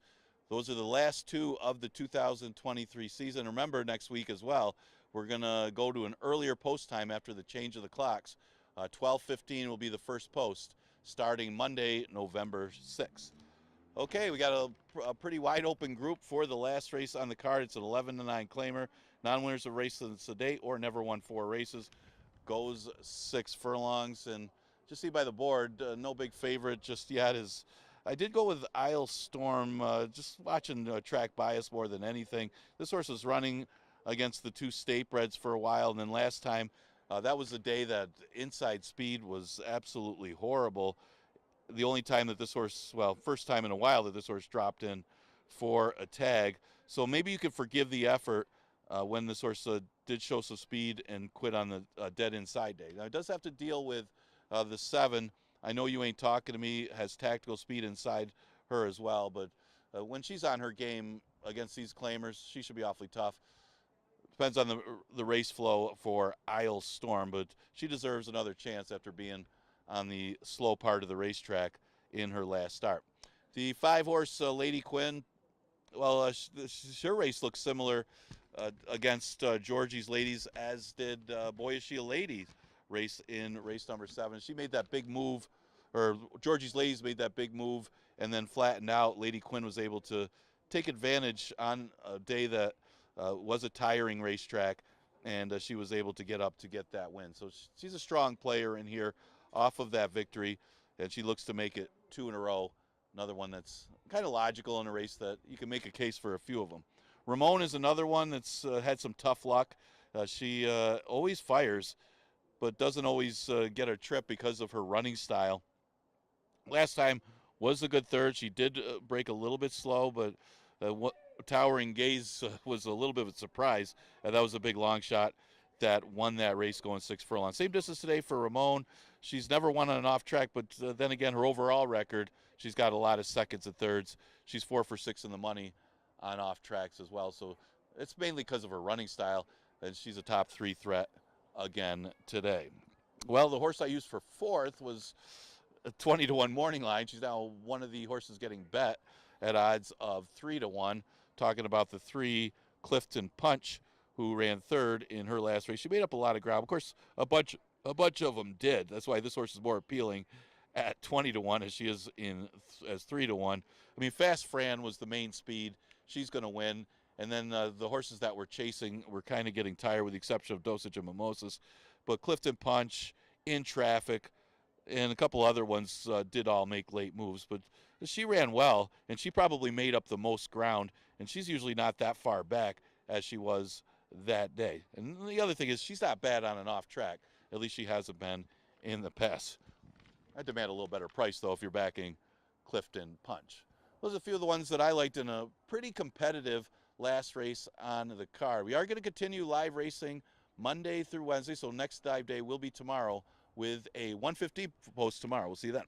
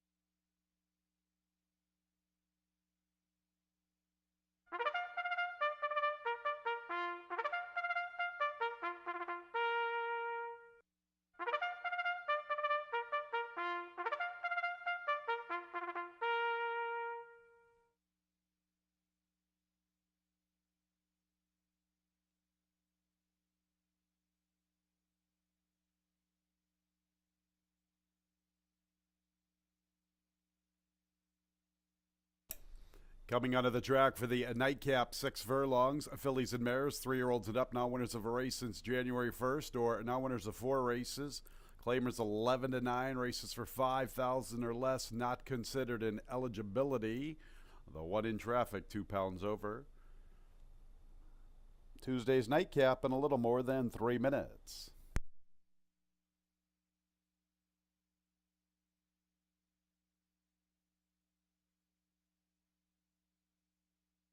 Here they are, one in traffic, Carlos Camillo. Once again, a couple of pounds over. 2 is Ramon. She's probably skipped the parade. Yep, onto the 3, Clifton Punch. The He-Man. He-Man Harkey looking for 2. Number 4 is the new Miami with Jose Rojina. 5 is Lady Quinn, Cabercoa. She's the favorite at 8 to 5. 6, the Fabulous Moolah, Kevin Navarro.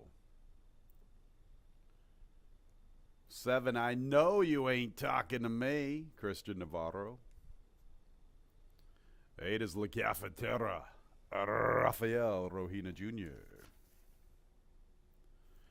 9 is Isle Storm, Nazario Alvarado looking for 2. Linda Dixon looking to sweep the late daily double.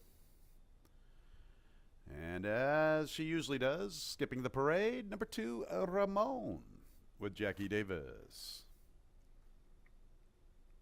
Those are the fillies and mares for the Halloween nightcap. A little more than 2 minutes until post time.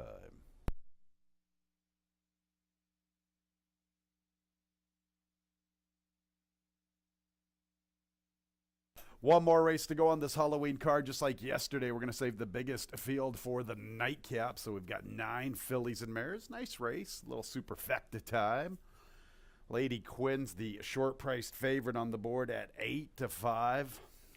Obviously a logical contender. Let's put her in the second slot, fans. Let's try to steal the nightcap with number 9, Isle Storm. Isle Storm is very, very speedy. She has this nice outside draw. She's had some good runs with outside posts. Last year, when she was victorious in late October, she had the post position 7 out of 8 in that race and just popped the gate and never looked back. She's been pretty tough for 11,000. Her most recent race was her best race in quite some time. You got to go all the way back to early August when she ran that decent third. Also had a decent third in late June for that second state bred. Now she's in for this claiming price, and she seems to fit pretty nicely.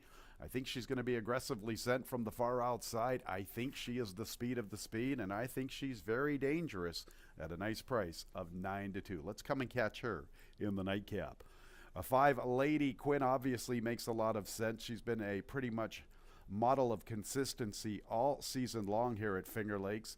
She arrived here in the middle of or late July, the 25th of July, and she has 2 seconds, 2 thirds, and most recently a good-looking victory. Although it was against Georgie's ladies, and we're not going to hold that against her. Georgie's ran well in race 7, just couldn't seal the deal. That seems to be Georgie's tendency of late, running a lot of seconds. But Lady Quinn, if Isle Storm gets some pace pressure or comes up a little late in the final furlong, Lady Quinn's probably the one that's going to do the running and come and tag her late. Lady Quinn, very logical. 2, Ramon. She seems to make a lot of sense for this $11,000. Boy, Ramon just doesn't miss a beat. She just runs and runs and runs. She's kind of like the Energizer Bunny, just keeps on going. This is her 14th start of the season. She's having a good year, just under $40,000. And I guess if it's not broken, don't fix it. Just keep on going to the well with Ramon. It's got to catch up with her one of these days, you would think. But for $11,000, she's pretty formidable in this spot. She could come with a nice run, and she should get, hopefully, a little bit of pace with Isle Storm. Isle Storm's going to go quick early, so both Ramon and Lady Quinn have chances in the final furlong. And for 4th, you could go many ways. I looked at the 4, the new Miami. Ramon Vasquez has done pretty good this season with a very, very limited sample. And this one's been running some decent races, always coming in at a nice price, and now she's in for $11,000. This is the first time she's in for this tag. She's been in allowance races and starter allowance races most of the season. Maybe she has a chance to wake up at a little bit of a price. Boy, she's 35 to 1. I'll put her in the super. 9524 here in the nightcap on Halloween program, on the Halloween card. One last thing, the pick 6, 2, 5, 7, and 9. 2, 5, 7, and 9 are all covered in the pick 6. If we can beat those 4, we'll have a carryover into Wednesday's program. $1,850.42. Last call for the nightcap.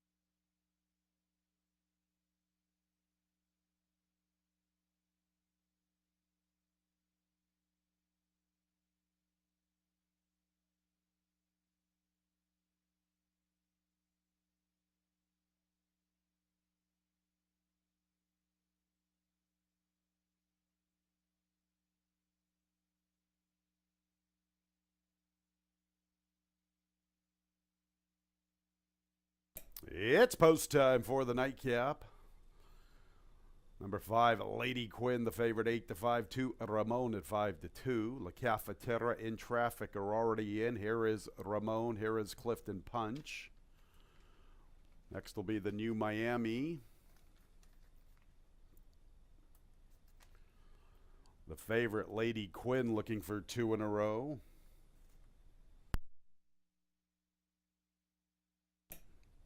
The Fabulous Moolah. I know you ain't talking to me. And I'll storm to the outside.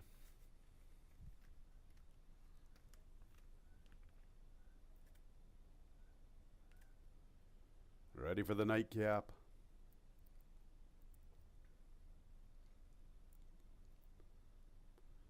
And there they go. Isle Storm is showing pace with I Know You Ain't Talking to Me. From the inside is Ramon, then Lady Quinn, the New Miami, Clifton Punch in traffic from the rail. La Cafetera is second last, and the Fabulous Moolah is the last of 9. And Isle Storm with the killer crossover from the outside to the inside, clearing away 2.5.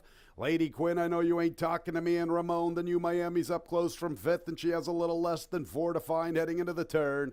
Another 2.5 to in traffic, a length clear of La Cafetera. Then we'll go to Clifton Punch, and the Fabulous Moolah can see them all. And Isle Storm's trying to go all the way with this top spot. She still looks strong near the quarter pole, opening up 2 from Lady Quinn. Ramon from the inside. I Know You Ain't Talking to Me makes a bid for a minor placing, or at least a second place right now. So let's stick with this leader. Isle Storm, step up to her. She needs 3/16 for the money. Here comes I Know You Ain't Talking to Me. Isle Storm, I Know You Ain't Talking to Me. Ramon tips to the stand side, then the New Miami. Isle Storm, I Know You Ain't Talking to Me, trying to come and get her late. I Know You Ain't Talking to Me, and Isle Storm, I Know You Ain't Talking to Me in the nightcap. From Isle Storm, who really tried hard with the lead throughout, then Ramon. And check it out, fans, the New Miami for the Superfecta at 48-1.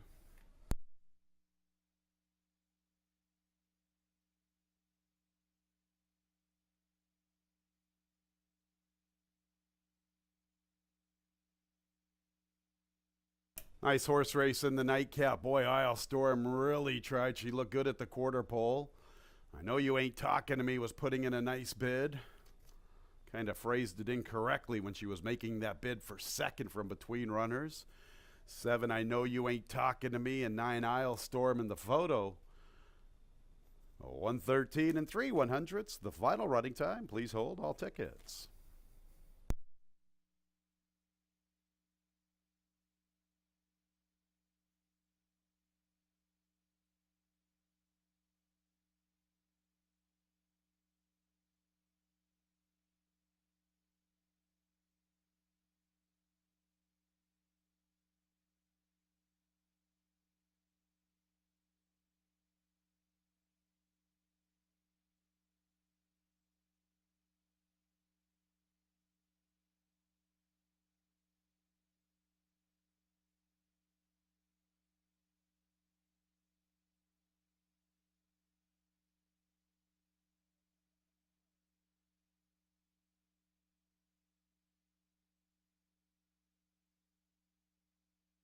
Seven is the winner. I Know You Ain't Talking to Me. Second place, 9, I'll Storm. Third place, 2, Ramon. Fourth place, 4, the New Miami for the Superfecta.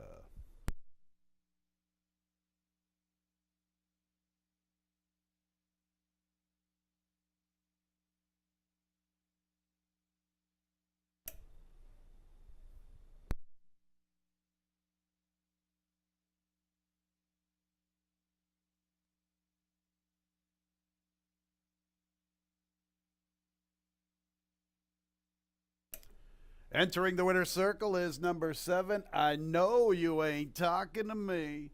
The 5-year-old chestnut mare by Bustin' Stones out of the Damn Bob's Pinup Girl. Owned by Jose Merced, winning trainer Nurka Huertas, winning jockey Christian Navarro. The winner was bred in New York by Robert Falcone along with John J. Lee, LLC. Try saying that one a few times. 7924, 7924 in the nightcap. It's official.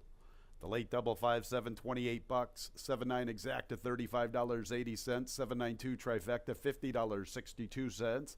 The 10-cent super 7924, $78.35. 857, a late pick 3, $5.95. Pretty formful. The late pick 4 combinations are worth $21.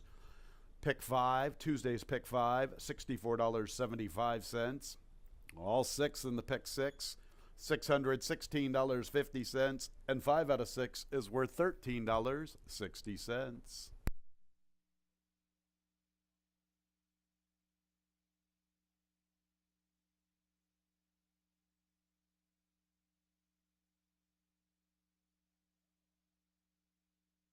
That's it for the Halloween program. We'll see you tomorrow, 1:15 first post. Sure hope you had a great day of racing when leaving the track. Please drive very carefully. This has been Racing from Finger Lakes Gaming and Racetrack. Good night, everyone.